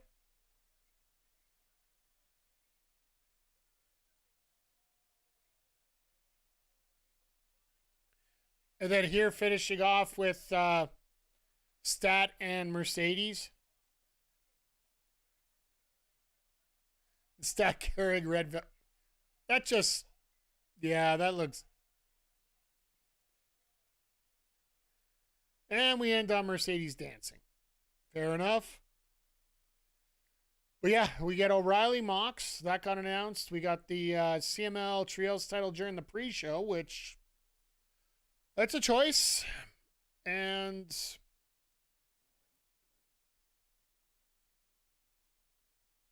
yeah, and we got 1 and 2, Lashley and Benjamin for the gauntlet. Could you imagine they pulled a finger poke of doom and watch the crowd just go absolutely ape shit complaining about it? I could see it, but that's going to wrap it up here for the Dynamite Collision part of the show. Once again, everybody, thank you for being here. For those on the purple brand, we're going to go for a quick break here, and then we're going to start up 2K. For those on YouTube, because of DMCA, as well as we're recording for our gaming YouTube channel, we are going to say goodbye tonight.